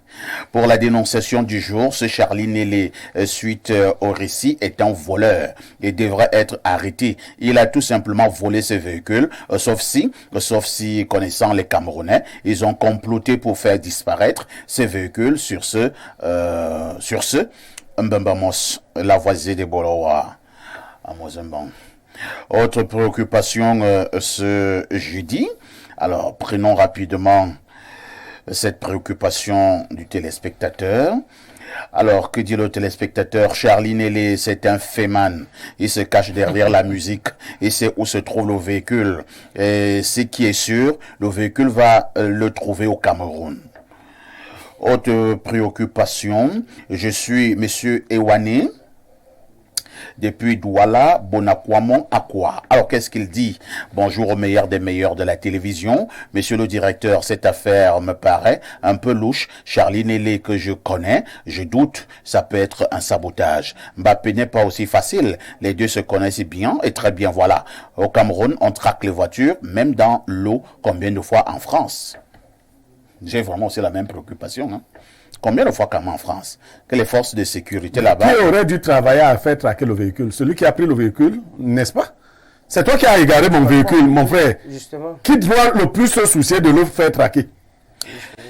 Autre message, il y a certains amis, mieux avoir l'amitié avec le Satan. C'est le mauvais cœur et la jalousie. Il mérite d'aller en prison, le gros cœur. Bonjour à vous. Mon cousin m'a fait la même chose ici, au Cameroun.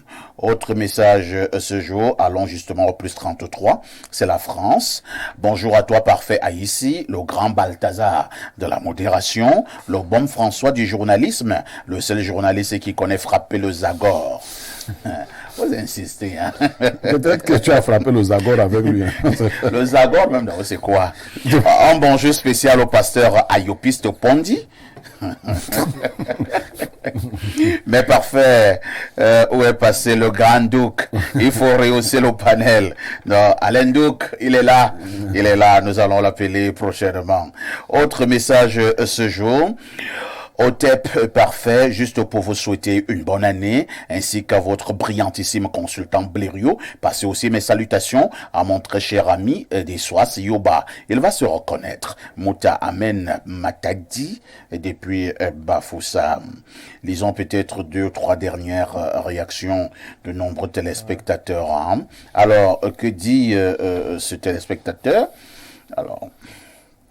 Bonjour, le Bic Perfecto et à tout le plateau. S'agissant de la dénonciation que Charles Mbappé porte simplement plainte, pas contre inconnu, mais contre Charlie Nélé. À ce niveau, l'air n'est plus au débat. On doit interpeller ces derniers et le contraindre à restituer le corps du délit. Bonjour, le panel. Théodore Mbarga depuis Msamandongo, c'est simple, le véhicule a été mis dans le conteneur dans la nuit et il est venu l'attendre au pays. Merci, à tout de suite pour la suite.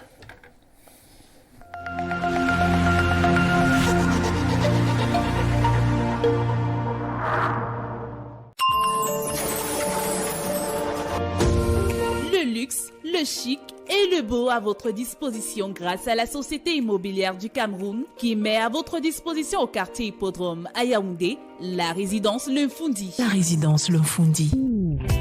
La résidence Le Foundi est un immeuble constitué de 152 appartements au standing de type T1, T2, T3, T4, T5 et T6 avec des surfaces utiles allant de 18 à 445 mètres carrés et d'un espace de commerce d'une surface globale de 954 mètres carrés. La résidence Le Foundi, c'est 4130 mètres carrés de parking pour 134 places, 3070 mètres carrés d'espace commun, 4 ascenseurs, 2 groupes électrogènes de puissance globale de 800 kVA, un forage, un système de sécurité incendie, une bâche d'eau et une station d'épuration. Réservez et achetez dès maintenant votre appartement au standing ou votre espace de commerce. Pour toute information, contactez la division commerciale et marketing de la SIC au numéro 695 89 98 49. 695 89 98 51. Société immobilière du Cameroun, la volonté de mieux vous loger.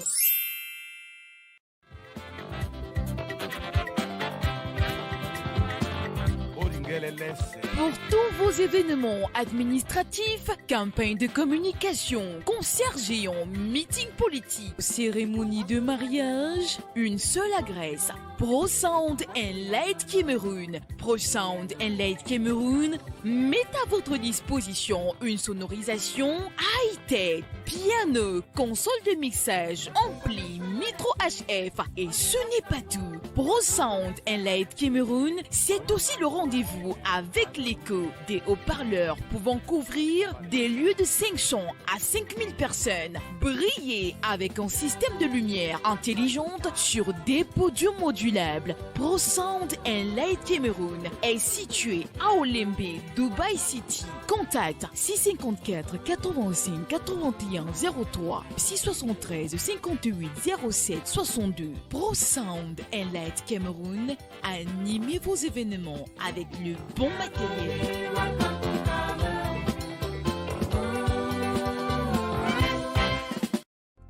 Dès maintenant aux éditions Aminata Sofal.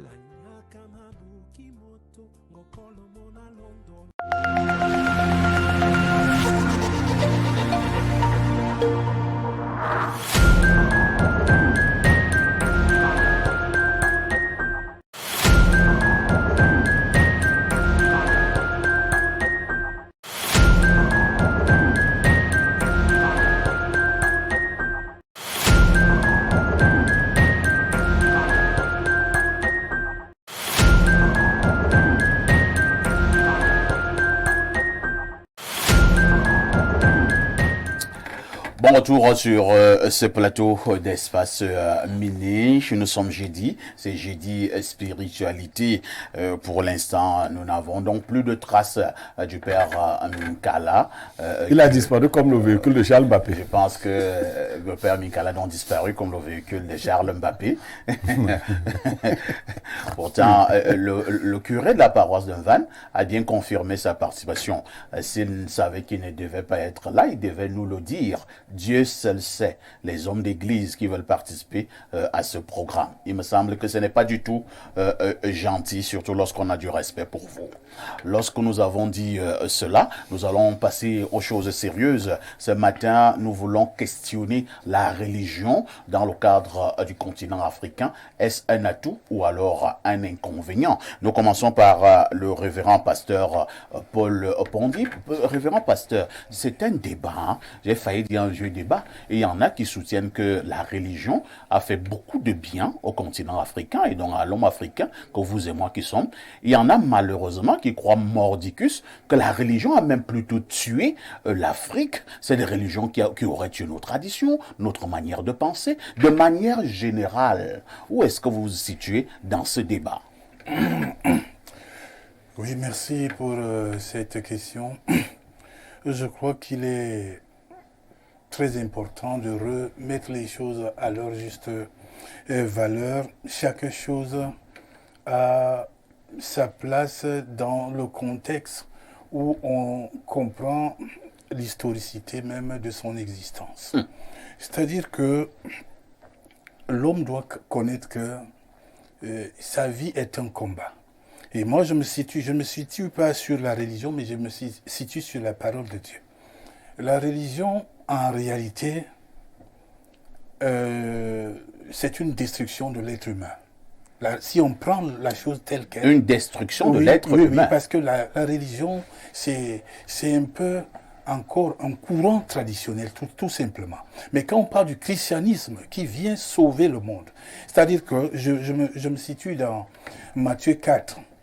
Chaque vie d'un homme est un combat. C'est là où je vais commencer. C'est-à-dire Jésus-Christ, sa vie est à deux niveaux. Jésus, à partir de Matthieu chapitre 4, vous voyez que Satan qui est le destructeur et Jésus qui est la vérité combattent. Ils combattent à une échelle où Satan le transporte de niveau en niveau. Il lui présente les choses.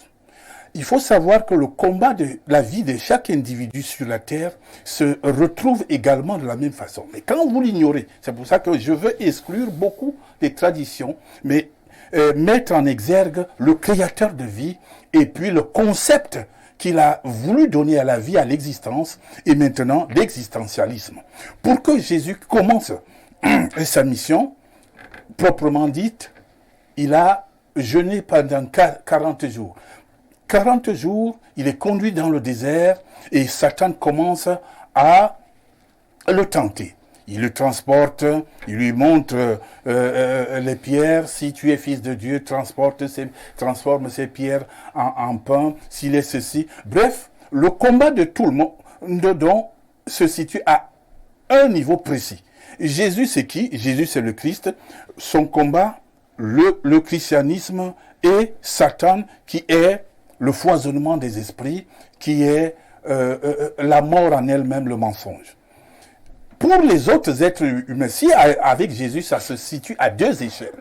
C'est-à-dire que le christianisme et puis le satanisme, si on peut appeler comme ça, résumer comme ça. À d'autres personnes, ça se situe à 3 niveaux. Monsieur Parfait ici. C'est-à-dire que il y a donc le christianisme qui est conduit par Dieu le Père, qui est Jésus. Il y a ce qu'on appelle l'angélisme, c'est-à-dire les anges. Il faut savoir qu'aujourd'hui, il y a des personnes qui croient que les anges, par exemple, ont des sexes. Révérend Pondi, oui. J'ai la nette impression que vous voulez un peu nous perdre. Hein. Non, je ne veux pas vous perdre. Je veux recentrer. La question est très simple. Je veux recentrer. Vous êtes un peu trop long là. Oui, je veux recentrer. Oui. Je veux recentrer quelque chose. Je veux démontrer quelque chose. C'est-à-dire que il y a des entités. Oui. Il y a des entités par rapport à la vie de chaque être humain. À quel niveau ton combat s'est positionné? Avec Jésus lui-même, c'est à 2 niveaux. Moi, je te dis, avec toi, peut-être, Parfait, ici, ça peut être à 3 niveaux. Hein? Le combat, non, Satan le débat tourne sur le fait de savoir si la religion est une bonne chose pour l'Africain ou alors une mauvaise chose. Je voudrais donc te dire en simple, la religion ne sauve pas. Mais Christ sauve. C'est ce que je voudrais ressortir. Vous établissez une différence entre Christ et religion. Et religion. Parce qu'il y a ce qu'on appelle... Le christianisme, ça ne fait pas... c'est pas une religion. Non. Il y a ce qu'on appelle le syncrétisme chrétien et le christianisme religieux, qui sont la même chose. C'est-à-dire le syncrétisme, c'est-à-dire qu'on fait tout simplement la religion, mais dans la religion, il n'y a pas le salut. Très bien. Oui, mais... Vous allez chuter. Oui, je voudrais ressortir, c'est-à-dire que l'essentialisme et l'existentialisme. C'est-à-dire que je voulais ressortir les deux choses, mais tu ne m'as pas laissé développer jusqu'à la fin. On n'aura pas beaucoup de temps. Oui, mais je veux te dire que le combat de chaque personne, donc, pour arriver au salut, passe par la connaissance de ton combat. Après ces étapes, Jésus a vaincu Satan. Hein? Voyez donc, et Satan s'est éloigné de lui. Si tu n'arrives pas à vaincre Satan et qu'il s'éloigne de toi, tu es complètement embrigadé dans la religion. Et dans la religion, tu ne peux pas connaître le salut. C'est ça qu'il faut retenir. La religion ne sauve personne.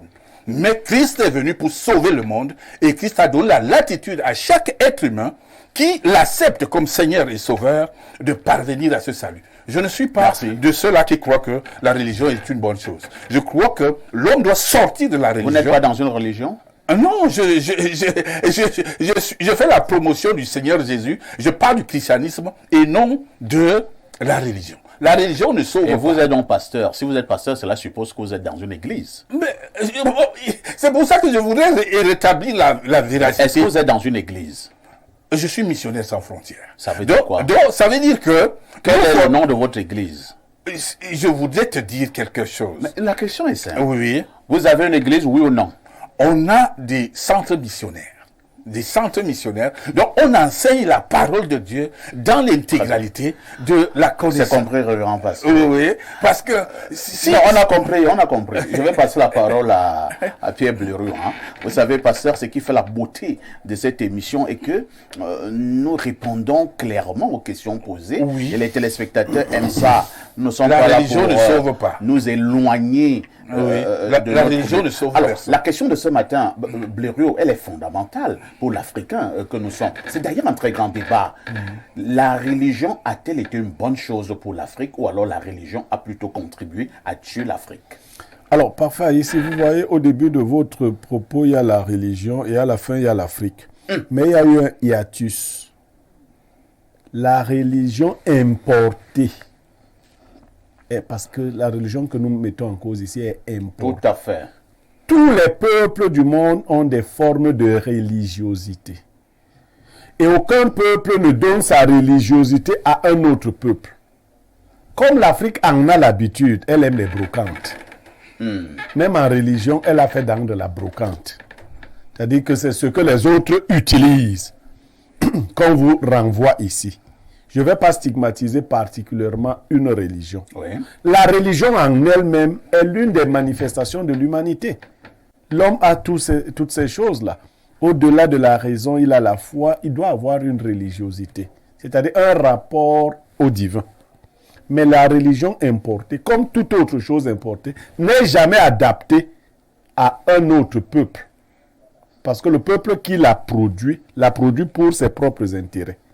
Donc, toutes les religions importées sont dangereuses pour les peuples qui ont... Cela signifie donc que le catholicisme est dangereux pour l'Afrique.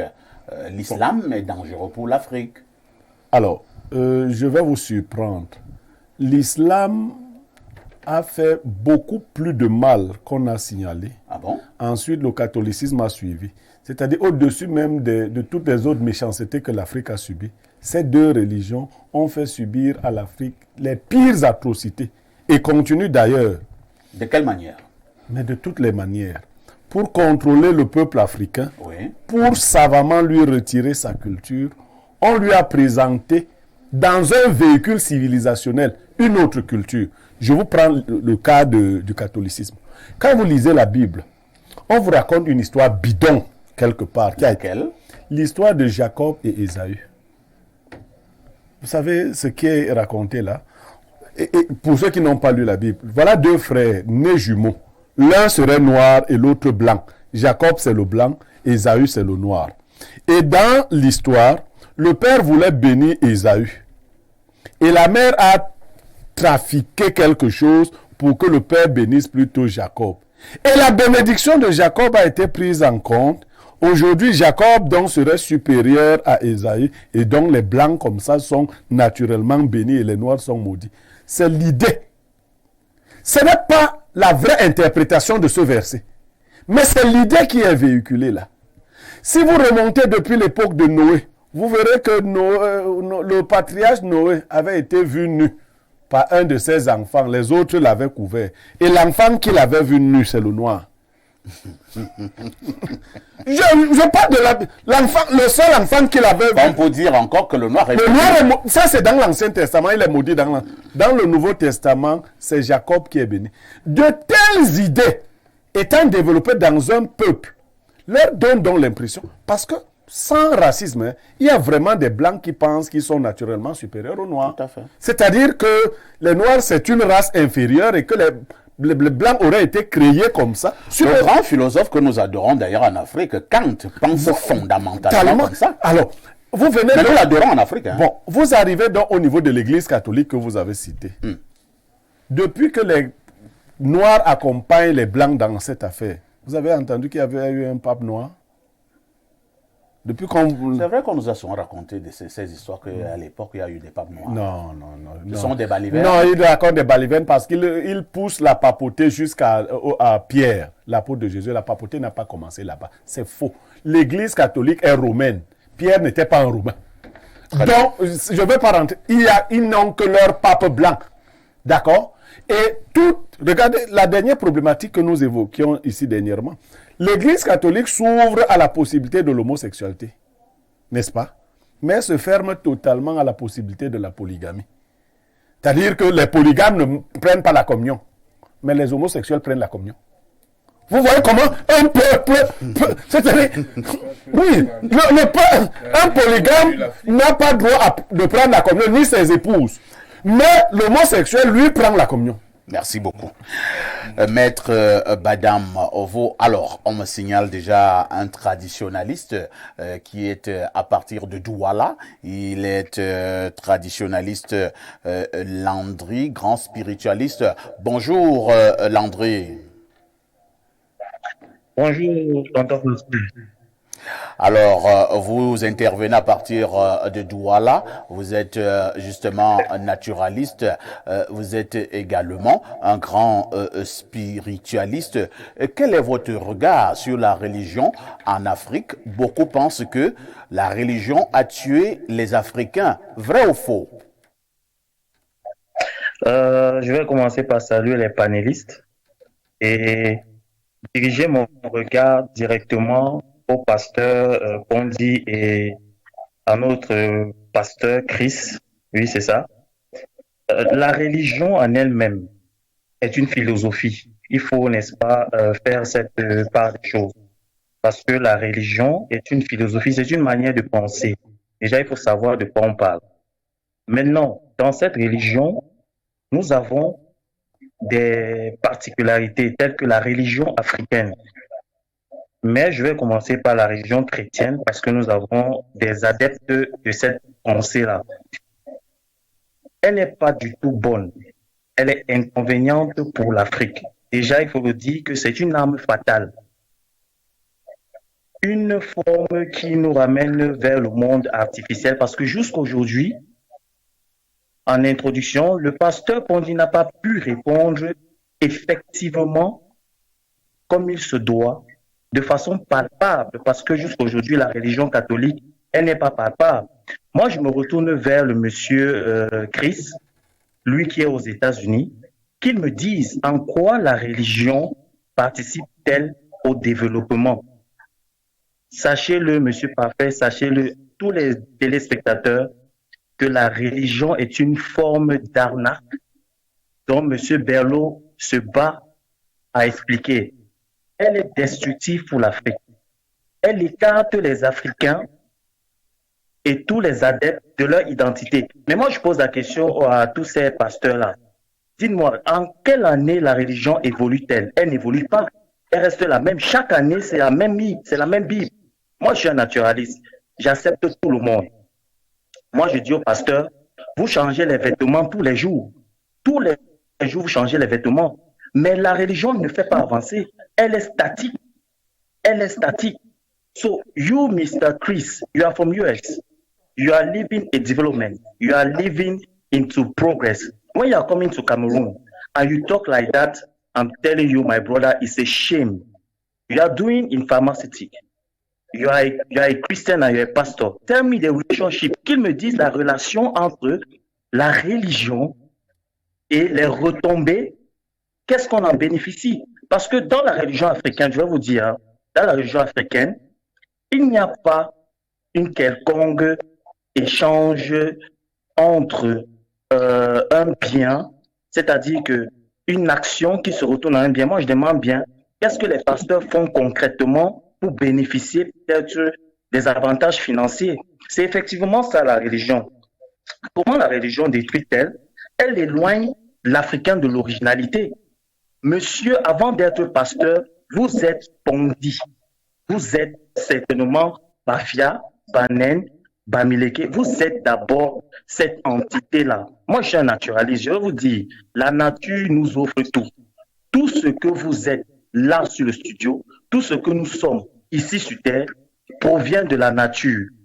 Et s'il faut parler de cette religion qui déstabilise, qui change l'équilibre, en fait, c'est ça la forme, l'arrivée de la religion en Afrique. Elle est venue pour mettre une certaine inégalité entre, n'est-ce pas, les Africains et le reste du monde. Mais sauf que le monde existe depuis, hein. Le monde existe depuis. Donc, on ne va pas venir ici et nous dire que, voilà, elle a un avantage, elle fait ceci. Qu'est-ce qu'elle fait pour le développement? Moi, en tant que naturaliste, elle n'est pas palpable. Et mon frère qui est traditionnaliste là à côté, le jeune homme là, moi, je reste concret. La divinité, jusqu'aujourd'hui, qui ne nous prouve rien, ne devrait pas, n'est-ce pas, avoir sa place. Dites-moi, quel est le module palpable? Parce que moi, je vous vois à la télé, vous rentrez chez vous, vous voyez votre véhicule, vous ne voyez jamais rien tomber du ciel. Soyez vrai quand même. Soyez vrai.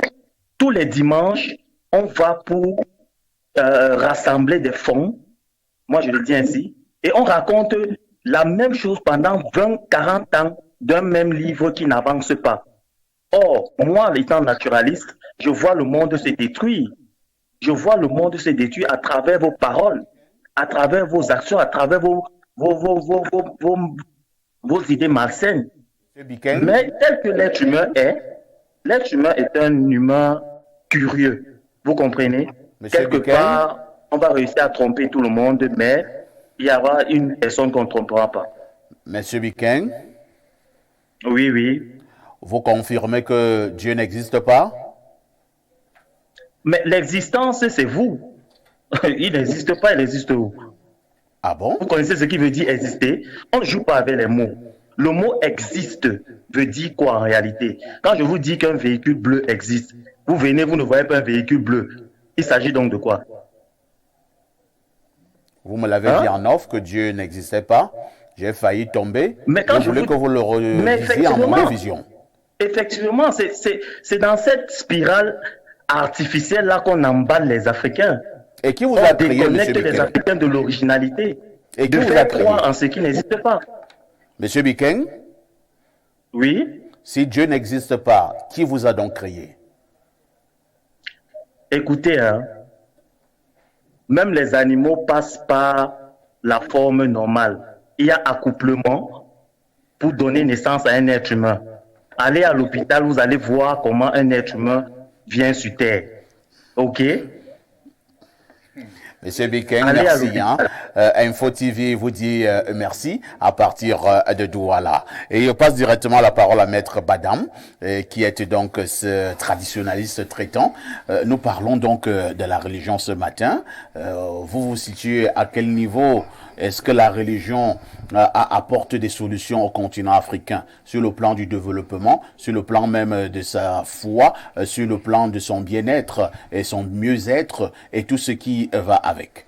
Ok, monsieur Parfait, avant de répondre à votre question, permettez-moi de faire un petit crochet sur la question de Dieu. Allons-y. Comme monsieur Biken a dit que Dieu n'existe pas. Peut-être il s'est mal exprimé. Chez nous, les traditionnalistes, ou chez nous, ceux qui pratiquent la spiritualité, on dit ceci: Dieu se manifeste par la nature. Mais on dit que Dieu n'existe pas parce que selon les chrétiens, pour eux, il y a un Dieu quelque part, qui a une barbe blanche, un monsieur assis quelque part qu'on appelle Dieu. Mais nous, on dit non. Si quelqu'un a une barbe blanche, ça veut dire qu'il vieillit. Si Dieu existait vraiment sur la forme que les chrétiens nous font croire, ça veut dire que peut-être moi-même en naissant, je ne devais pas trouver le Dieu là. Ça veut dire qu'il serait mort. C'est un peu sur cette forme que M. Biken devait dire. Oui, mais M. Biken n'a pas fait que mal s'exprimer, parce que quand Parfait lui a posé la question essentielle, qui vous a créé, il a prétendu qu'il n'a pas été créé. Il y a bien un créateur. J'ai cru qu'il voulait parler en philosophe, parce que les philosophes disent que Dieu n'existe pas. Mais Nietzsche l'a reconnu à la fin. Non, vous ne comprenez pas les philosophes. Ça ne veut pas dire que Dieu n'est pas. Justement. Exister, c'est sortir de. Ex istere. Dieu est. Et lui-même dit je suis. Et Dieu n'est donc pas sous cette forme-là. À quel moment sa barbe a vieilli, a blanchi? Justement. Ça veut dire qu'elle a d'abord été une barbe qui n'était pas blanche et elle a blanchi. Et si elle a blanchi, elle ne sait pas t'arrêter. Elle a jauni et il est mort. Et il est mort. Sous cette forme-là, il ne peut pas exister. Mais natura naturato.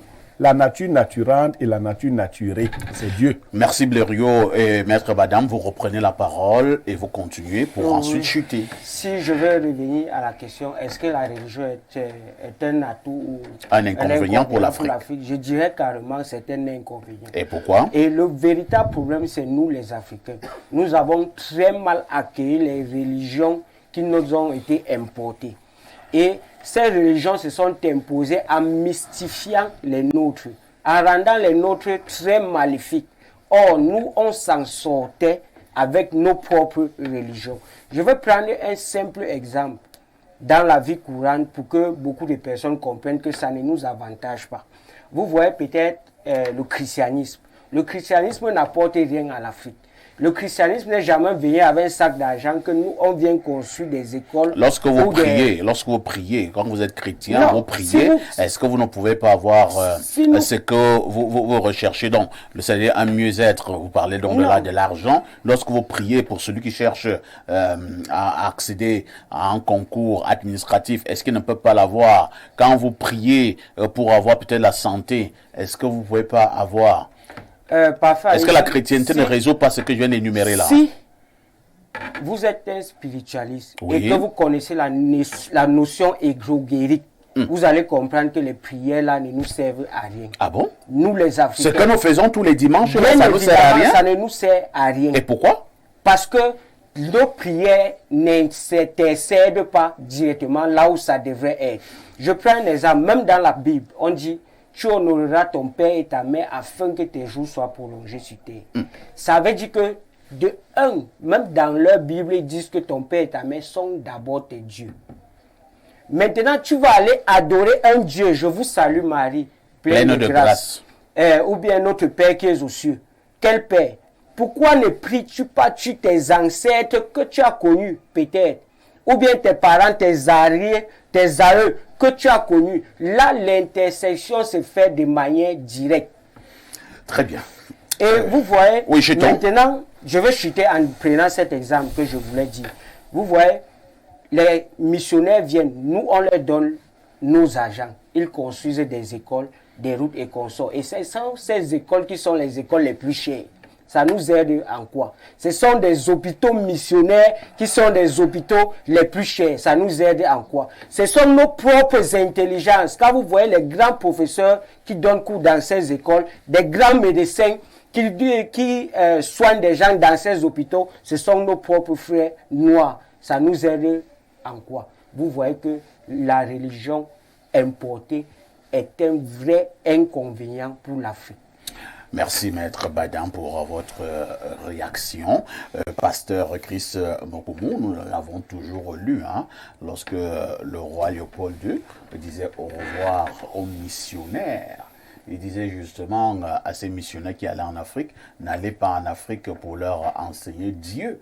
Ils le connaissent déjà. Allez plutôt leur inculquer quelques versets bibliques du style, si on te gifle de la joue gauche, tu montres la joue droite, il sera plus facile à un riche d'entrer dans le trou du nez, il sera plus difficile à un riche d'entrer au paradis qu'à un riche d'entrer dans le trou d'une aiguille. Est-ce que, quand je cite Léopold II, est-ce que c'est pas une manière de dire que quelque part, ces religions importées sont venues manipuler le peuple africain? Oh, merci pour cette question, parfait. J'y réponds rapidement. Je voudrais élaguer aussi vite notre frère qui est intervenu. Monsieur Bikeng. Monsieur Bikeng. Il parlait en anglais demandant ce qui a changé dans la Bible. Now, I just want to let you know about something, bro. The way you breathe, you use oxygen. And oxygen has never changed in life. You've been breathing the same oxygen since humanity was created. It hasn't changed. You use water to bathe yourself. You haven't used oil. You haven't used another liquid. You've been using water to bathe yourself till now because water is proven to be the best element that cleanses your body. Now, I'm going to leave that aside and we can continue another time. Revenons sur votre question. Ouais. Là, c'est l'anglais américain. Est-ce que nos amis de Bamenda ont écouté ce que vous avez dit? Bien sûr. Bien sûr. Allons-y, Pasteur. Alors, votre question en parlant du discours de Léopold II répond à notre frère là et répond aussi aux traditionalistes sur l'existence de Dieu. Voyez-vous, Léopold II lui dit, n'allez pas leur enseigner Dieu. Ils le connaissent déjà. Alors, si ce sont les colons qui sont venus avec le christianisme, entre guillemets, Léopold II dit aux colons que les Africains connaissent déjà Dieu. Donc, l'Africain est au courant de l'existence d'un être appelé Dieu. Alors, Léopold II, par la suite, fait ce qui s'appelle une manipulation. C'est très clair là-dessus. Et c'est un abus de la parole de Dieu qu'il vient surfer sur l'ignorance des Noirs concernant la parole de Dieu. Et Dieu lui-même met en garde son peuple par rapport à ça. Il dit, mon peuple périt faute de connaissance. Osée 4, 6. Donc, c'est le manque de connaissance et le manque d'éducation qui a fait à ce que l'Africain ne se rende pas compte des réalités qu'il a découvertes dans la Bible plus tard et a dit aux colons dehors. Voyez-vous. Maintenant, revenons sur les bénéfices de... En quoi est-ce que la religion est bénéfique? C'est ça que je veux parler. À un Africain. C'est de ça que je veux parler actuellement. La religion est d'un bénéfice, un atout incommensurable pour le développement et le bien-être de l'Africain. Déjà sur le plan spirituel, c'est très vrai que quand on parle de religion, on parle aussi de spiritualité. Il n'y a pas de religion sans spiritualité. Mais en Afrique, lorsqu'on parle de spiritualité, ça va de pair avec la sorcellerie, la pratique mystique. L'Afrique est le bastion de la sorcellerie et avec tous les dégâts et les effets néfastes que la sorcellerie produit. La sorcellerie n'est pas je toujours peux néfaste. continuer s'il vous plaît. Je peux continuer s'il vous plaît. Le traditionnaliste pense que la La sorcellerie n'est sorcellerie n'est pas pas toujours néfaste. C'est vous, les religieux, qui nous je- avez fait croire que la sorcellerie n'est que néfaste. Alors, dans mon église, lorsqu'un enfant arrive à 15 ans, un enfant de 12 ans, et te dit qu'il va dans un monde où il te cite le nombre de personnes qu'il a déjà tuées, le nombre de personnes qu'il a fait tuer sur les accidents, et on lui dit qu'il a donné telle maladie à sa mère, et que vous regardez la mère physiquement, la mère a cette maladie, ils expliquent comment le paranormal se pratique. Alors, pour l'Africain lambda, c'est ça qu'il considère comme pratique de sorcellerie, witchcraft, l'art du sorcier. Voyez-vous un peu. Maintenant, permettez-moi de continuer, je vous en prie. Alors, à présent en Afrique, c'est très prouvé que l'Église et le christianisme est le refuge idéal pour toute personne qui fuit la sorcellerie. Et l'Église a prouvé être la meilleure solution contre les pratiques de sorcellerie. Et ce n'est que normal, parce qu'au cœur de l'Église, au cœur du christianisme, se trouve une... Je vous pose une question. Oui, parfait. Si nous nous en tenons à ce que vous êtes en train de faire savoir, pourquoi depuis que l'Église existe en Afrique, nous avons toujours ces pratiques de sorcellerie qui semblent gagner en intensité? Alors qu'il y a déjà l'Église, il y a beaucoup plus d'églises, il y a beaucoup trop de pasteurs. Jésus vous donne la réponse et dit que votre adversaire, l'ennemi, rôde cherchant qui dévorer. Alors je vous conseille de prier sans cesse.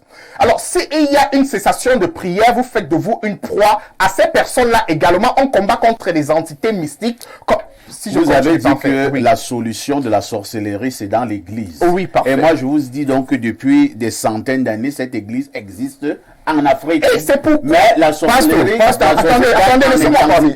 Pasteur, tu as vu les dernières images sur Info TV où un pasteur cassait les chaises dans l'église parce que c'était son ami qui lui avait offert les chaises là. Tu n'appelles pas ça la sorcellerie. Tu es en train de... Non, il cassait les chaises. Il dit que c'est son ami qui avait acheté les chaises. Est-ce que tu sais que le commissaire de Yaoundé Premier a été envoyé ici dernièrement? Parce que les pasteurs n'arrivaient pas à s'entendre dans l'église, ils faisaient la sorcellerie. Permettez-moi, merci de continuer. Alors, je voudrais bien qu'on puisse faire la différence entre les actes de délinquance et la sorcellerie. Parce que l'Africain considère la sorcellerie... c'est à l'église, c'est les Si je peux... Non, on voudrait jusqu'à... Évidemment, les mots ont leur sens. Si je peux continuer dans ce que je t'en prie. Oui, mais j'étais déjà. C'est très parfait. J'ai fait qu'être interrompu. Je fais qu'être interrompu. Vous avez parlé pendant près de 10 minutes. Alors, sur le plan de l'éducation... L'Église montre avoir fait ses preuves. Les écoles qui ont les meilleures performances aux examens secondaires sont pour la plupart des écoles venant des églises. On a Seke Baptiste, PSS Mancon, etc. Permonti. On a l'université catholique et je peux en citer d'autres. Sur le plan médical, les centres médicaux développés par les églises sont une pléthore. On ne peut pas en citer. L'hôpital de Bethesda, moi je suis né dans un hôpital des sœurs. Au Nigeria, il y a une seule église, il y a une seule maternité qui offre les accouchements gratuits pour toutes les femmes, de l'église ou pas. C'est la maternité de Redeem, une église qui a développé une ville au Nigeria. Très bien. Toujours dans l'église, si vous permettez que je passe encore ce dernier point, je vous en prie. Le dernier. Merci bien. Toujours, et là je suis en train de présenter les avancées de l'église. J'attends jusqu'aujourd'hui avoir vu le seul hôpital moderne qui offre les avantages et les services qu'on trouve dans les hôpitaux venant des traditionnalistes, entre guillemets, je ne vois pas. Je n'ai pas encore vu une école moderne où ouverte par les traditionnalistes, je n'ai pas vu. Et pour enfoncer le clou dans la blessure, je voudrais vous faire comprendre que la pratique qui a la plus détruit l'Afrique, c'est l'esclavage, la traite négrière. 400 ans d'esclavage. Ces 400 ans d'esclavage, le christianisme n'était pas au cœur de ça. C'était uniquement les autorités traditionnelles qui vendaient les enfants africains. 11 millions de nos frères ont été vendus par les traditionnalistes. Et il a fallu une révolution chrétienne par les frères Quakers qui ont été le fer de lance de l'abolition de l'esclavage. Alors, si on veut parler du bien que le christianisme et la religion a apporté en Afrique, disons merci pour l'abolition de l'esclavage, la traite négrière, 400 ans. Sans le christianisme, vous serez, vous peut-être déjà vendu quelque part à être le frère de Vinicius Junior. On ne sait pas. Est-ce que avant que les Blancs n'arrivent ici, nous on connaissait l'esclavage? Ce sont les Blancs qui sont venus nous apprendre. Non, c'est très faux. Est-ce que ce sont les Noirs qui achetaient les Noirs? Oui, l'Égypte antique. Je t'informe. L'Égypte antique, on est là. L'Égypte antique a été le premier peuple à se rapprocher de l'Occident. 3500 ans avant Jésus-Christ. Il n'y a pas un pays, il n'y a pas une nation dans l'existence de l'humanité qui a pratiqué la traite négrière, la vente, non pas la traite négrière, la vente des esclaves. D'accord, lisons d'abord quelques messages. Il n'y en a pas, Ramsès II. Lisons quelques messages. Je suis conquête en une seule année. Je suis très bousculé là par les nombreux téléspectateurs. Bonne année à tout le panel. Très, très bonne thématique. Bien le bonjour, monsieur Parfait Aïssi. Dieu n'existe pas. Dieu est moi, c'est belle. Dieu est moi, c'est belle Bicon, Alexandre, depuis le quartier Essos. Autre message ce matin. Prenons rapidement celui-ci. Alors, que dit le téléspectateur? Perfecto, priez même pendant 2 ans le chapelet à la Vierge Marie pour que vous réussissiez à un concours de l'EMIA au Cameroun. La prière ne vous aidera pas. Faites vous-même l'expérience, c'est-à-dire que lorsque le petit Atango va vouloir présenter ce concours, demandez à Lynn de prier, ça ne va pas l'aider. C'est Gaston Ahandadine, fils et Touri de Mtomba. Autre message ce matin, bonjour le grand plateau, ce pasteur est un blagueur, c'est Bertrand de Douala. Le pasteur Christ, on dit que vous êtes un grand blagueur. Alors allons au 241, c'est le Gabon. Bonjour Parfait, comment faire pour avoir le riz qu'on vend à 15 050 kg? C'est Abdoulaye depuis Bitam. Qui vient à Info TV? Abdoulaye vient au Cameroun. Non, à Info TV. Là, tu auras ce riz. Nous parlons de Dieu, vous parlez des riz. Alors que l'homme ne se nourrit pas seulement du pain. Alors bonjour tonton Adalbert, le longuet de la modération. J'ai dit non quand il ferme sa bouche ou quand il chante et au Rigobert son de la modération, quand il coach la RCA. Tonton Adalbert, hier avec monsieur Olinga, vous avez rapidement évoqué une problématique intéressante, faire un métier que l'on aime malgré un revenu limité, ou privilégier une profession lucrative que l'on n'apprécie pas. Ce serait une excellente thématique à approfondir demain. Qu'en pensez-vous? On parle de sorcellerie, ça ne tue pas.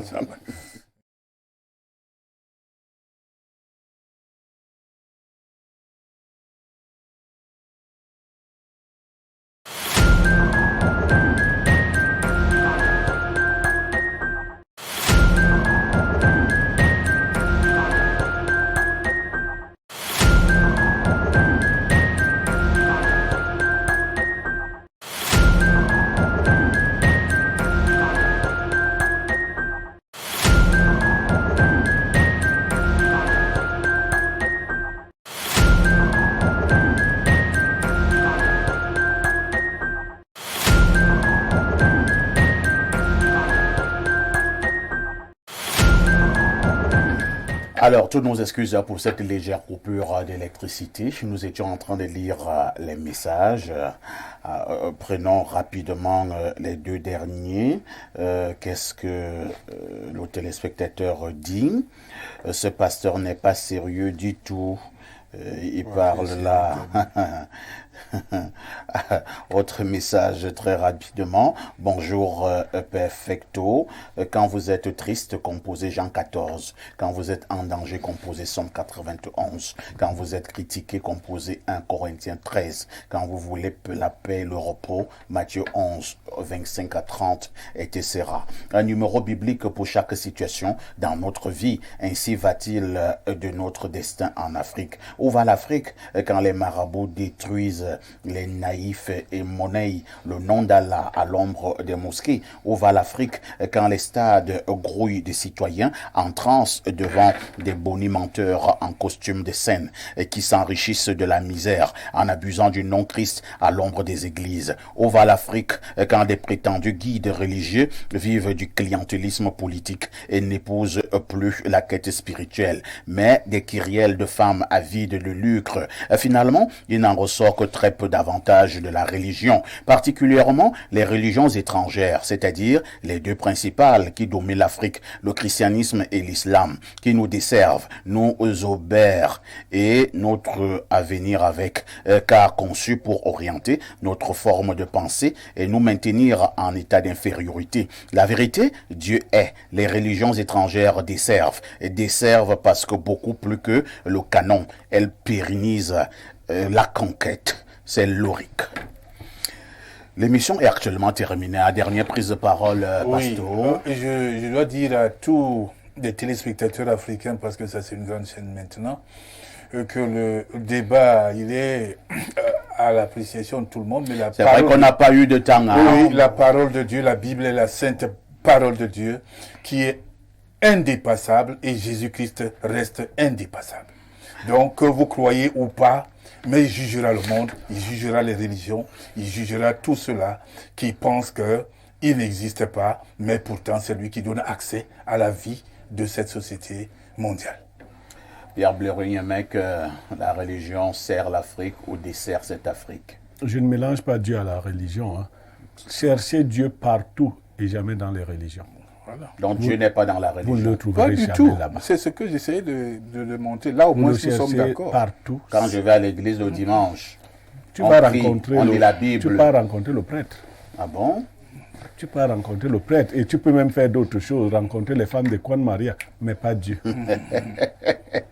C'est-tu que les femmes de Kwan Maria sont habituellement très jolies? Elles sont de plus en plus belles. Je vais conclure. Et vous savez comment un des prêtres, un évêque appelait les servants de messe? Non. Quand on fait la quête à l'église, il dit, surveillez-moi ces serpents de messe. Maître Badam, vous restez donc dans votre tradition en disant simplement que les religions importées ne nous servent à rien. Oui, justement, et je vais dire à mes frères africains qu'un arbre nous saurait donner des bons fruits avec les racines d'un autre arbre. Donc, pour donner les bons fruits, c'est avec ses propres racines. Même si elles sont petites, elles sont sucrées et faciles à dévorer. Donc, lorsque l'élève est prêt, le maître apparaît. Celui qui peut comprendre doit comprendre et il saura de quoi je parle. Lorsque le maître est prêt. Lorsque l'élève est prêt, le maître apparaît. Ça veut tout simplement dire que lorsque tu es suffisamment prêt, toi-même tu es maître. Ta spiritualité, elle apparaît. Pasteur Chris Mokoumou, vous êtes en train de regarder le traditionnalisme certainement en vous posant des questions, parce que chez vous, la religion a aidé le continent noir. Absolument. Et la Bible est claire, Jacques 1, verset 27, la véritable religion consiste à visiter les veuves, les orphelins affligés et à se priver, à s'éloigner des souillures. Pour mon cher traditionnaliste, Il ne mélange pas apparemment les cultures, mais là, je le vois avec un jean Destroy, style occidental, et un habit africain en haut. Il a importé le jean. Cependant, Jésus... Il devait marcher avec le bon. Oui, Jésus, cependant, Jésus que je présente n'est pas la particularité ou la propriété privée d'un peuple. Il est là pour apporter une solution qui frappe toute l'humanité, la mort éternelle, et il donne la vie éternelle. C'est pourquoi on se tourne vers Jésus pour avoir cette solution. C'est la fin de Jeudi Spiritualité. Toutes nos excuses à l'endroit de ces nombreux téléspectateurs à travers le monde. On n'a pas pu lire même le 1 millième des messages. Toutes nos excuses parce que il y avait encore beaucoup de choses à dire. On verra si on reconduit le même sujet de jeudi prochain ou alors on prendra une autre problématique dans le cadre de votre programme. Merci à tous ces spiritualistes qui étaient là ce matin. La rediffusion de ce programme, c'est tous les soirs à partir de 22h30. Une question avec tout ceci. Que faites-vous encore ailleurs?